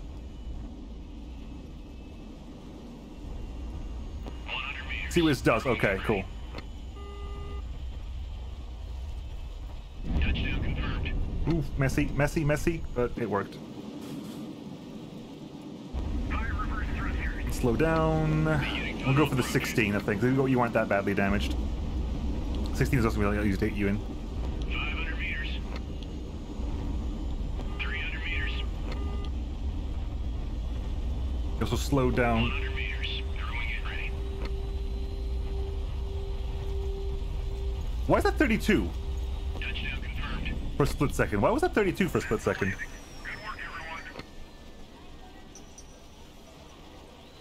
Sword of Damocles. Near the the city are several gathering missile silos. I urge you to extract the nuclear missiles and bring them to the ships. 2 A-100 nuclear missiles and 1 KH-15 nuclear missile. And 1 KH-15 nuclear radiation-seeking missile, 1 engine. Jesus, we got a lot of nuclear missiles. Holy crap. This is being screwed? Maybe. Game saved, which is good because I'm probably going to call the stream there. But I am loving this. I hope you are too. I hope you're all fantastic because, like I said, I think I mentioned this to Sinless Moon when I was on his stream, that it took me a while to get into this game. I bounced off super hard at the beginning, but thanks to A, giving it a couple of days, and B, watching Sinless Moon, they helped me like reignite, helped me basically try again with a new mentality and going, oh, okay, cool. Now this game is fun. So I want to say a huge thank you to Sinless Moon for like letting me get past the mental block. What's hang on? What's this? What's that? What's that? What? Yeah, so I'm gonna call it there for now. We just landed. I might wait for the fleet's arrived, so we'll land it. Let's make sure everything that needs to happen has happened. So we can refuel a bit here. Need to refuel enough to get down to Uma. So I can't really tell. I wish I could move this map around because I'm not going to go up and going down. That ship works. Got a bunch of nuclear weapons. Got so many nuclear weapons. I can just sell nukes as well, which I just find that amusing. Not sure why these don't stack, by the way. Is there a reason why these don't stack? There you go. They're stacking now.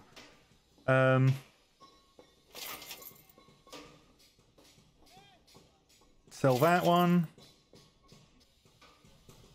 Repair you.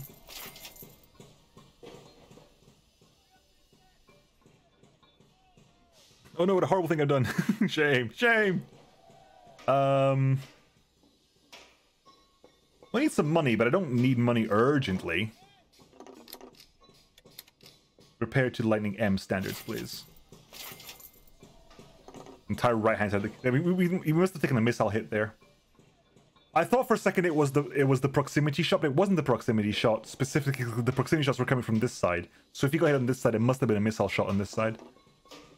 And that's you.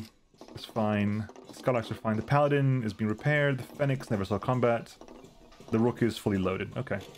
9 hours. The lightning will still take ages to repair. Jesus. Got the supplies. And I'm gonna call it there, folks. I'll be back on Friday with more HighFleet, and I'll be putting, of course, the VODs up on YouTube because I'm loving it way too much. And we'll keep going. I mean, HighFleet's probably going to be like a long form one because we got to get all the way up to Kiva, and then we got to hold it. Clever's raiding, so we can go a bit early for Clever, isn't it? Clever doesn't usually start until later on. But yeah, we'll go and raid Clever then. Anyway, folks, hit that, and just leave main menu. Okay, cool. And I will catch you all on Friday. Have a lovely couple of days. I will see you then.